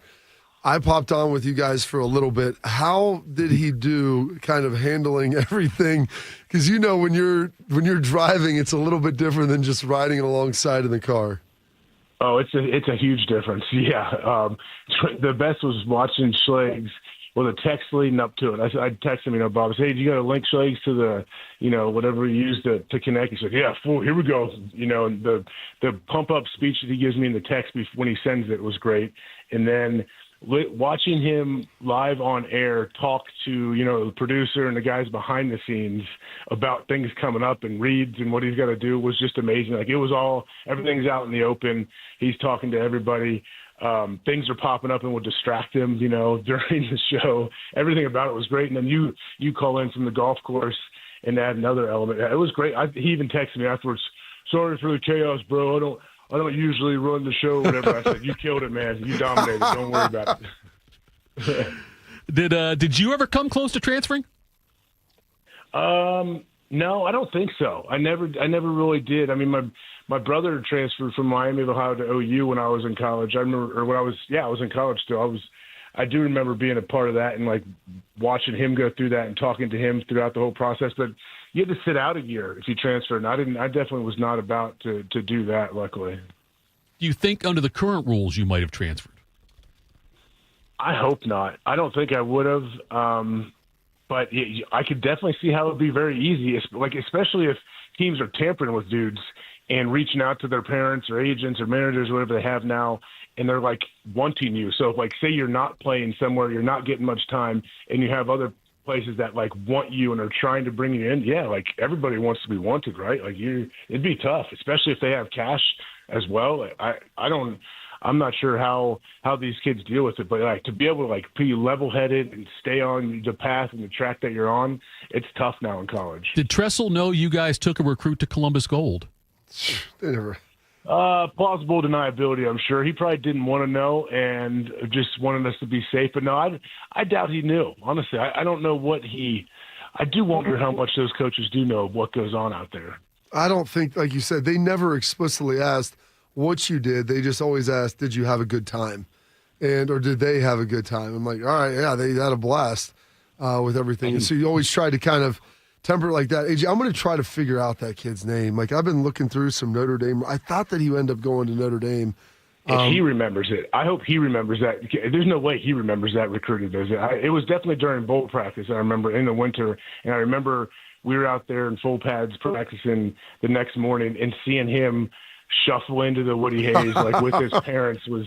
I remember we all just instantly looked over and talked to that dude, and you went and talked to him like, you know, you could smell him from a mile and a half away. Oh yeah, it was beautiful. Was it the only time you took a recruit there? That was memorable because I think we had a feeling that he wasn't going to come, and he threw up in the place. Right. So like AJ said, we had some explaining to do and like talking around because he probably wasn't. I don't even know if he's 18 at that point. So trying to figure that out. It's funny, AJ. I was telling that story about me like potentially wanting to transfer and those things. Do you remember? And I'm gonna have to talk to Tress. I can't remember the guy's name. He made me read Sacred Hoops and then by Phil Jackson, and I had to have like a book review with this guy and talk. It was one of his coaches who used to coach them, and I had to do that in the summer. And like I'd have to like leave your guys' place, like walk out and like to have a conversation. Do you remember that now? Basically, yeah. Now that you bring it up, I do. I hadn't thought of it in a long time, but yeah, I do. It seemed like such a great Coach Tressel situation that you got yourself into. Like that you, like that's all I remember is how awesome. Oh, sorry guys, I gotta go. I gotta talk to this guy. now that you say it, I'm so glad you reminded me. Oh, it was unbelievable. And I was explaining. I can't remember his name, but so I had to take notes and do all this stuff, and it was basically to kind of cure me from craziness. It was kind of like go to this therapist, Bob. He's a former coach, and just talk to him. So, is it hard to read in a strip club? Is that where you were doing the reading and taking notes? There was no note taking going on in there. Drawing pictures? Yeah, maybe some Bob Ross landscape stuff, portraits. I don't know. But Age, we appreciate the time, dude. I'm sure you've got a lot of sports going on this weekend, so make sure you lather up that sunscreen because it's supposed to be a hot one. Oh yeah, heat, humidity. You know, I'll be lathering on the sunscreen all weekend. But yeah, I hope you guys have a good time and enjoy those 4 days and see what happens out there. I won't be listening to the police scanner to see if you get picked up for anything. Thanks, AJ. We'll talk next week. All right, see you guys. This is the most informative week for me to find out you almost transferred and to find out that you guys took a 17-year-old to Columbus Gold. I don't think took A. It was probably the A would be that's because that's a singular thing. It used to be pure platinum, and now it's called Vanity beside of it. So you had a lot of options right there. I want to find out the guy and get him on the show. Can you start get time this weekend? That was a long time ago, Tito. It doesn't matter. You can still kid may not even be alive anymore. Well, that's pretty. That's dark thinking. No. Based upon the trajectory of his life when we were with him, the shark might be onto something there. All right. Schlegs can't swim either. I'm learning sharks, Bad. apparently, when I say can't swim, I mean he struggles to keep his head above water. Like it's called surviving than swimming. So I could invite him to go with me, like to the ocean or something, and he would say no because he'll go in. But if once it gets to like shoulder deep and if he gets knocked down, he cannot get up, dude. It's crazy. Juicers, thanks so much for tuning in all week long with us and participating in the chat. We appreciate that. Thank you to our guests, AJ Hawk and Chad, Your Highness from WeWinUwin.com. Thank you, Shark. Thank you, Bobby. Have a great weekend, folks. See you on Monday. Hey, veterans of Delaware County, looking for a fun and meaningful day out? Join Delaware County Veteran Services for a free bus trip on June 25th to the Mott's Military Museum in Groveport. Departing from the Delaware County Fairgrounds at 9 a.m., you'll enjoy a guided tour and lunch at the museum, all on us. This is a veterans-only event, and you must be a Delaware County resident to attend. Call 740-833-2010 today to reserve your seat. Or to learn more, visit Delaware County Veterans Service online. Space is limited. Don't miss this patriotic day of history and honor. Diane from Michigan, a disabled senior citizen trying to get by. Henry from Florida, a veteran fighting to make ends meet. Elena from Arizona, a mother struggling to feed her daughter. Hi, I'm Connie Britton, and I support Feeding America because they help provide over 6 billion meals to people in need each year, like Diane, Henry, and Elena. Learn more at feedingamerica.org. Feeding America, 200 food banks strong. Hey there, Jane Lynch here. You want to hear something funny? Too bad. You want to hear something uplifting that will inspire you? Good. Because today, I want to talk to you about Direct Relief, a humanitarian organization that does seriously good work when it counts. Fires, hurricanes, earthquakes. When disaster strikes, Direct Relief immediately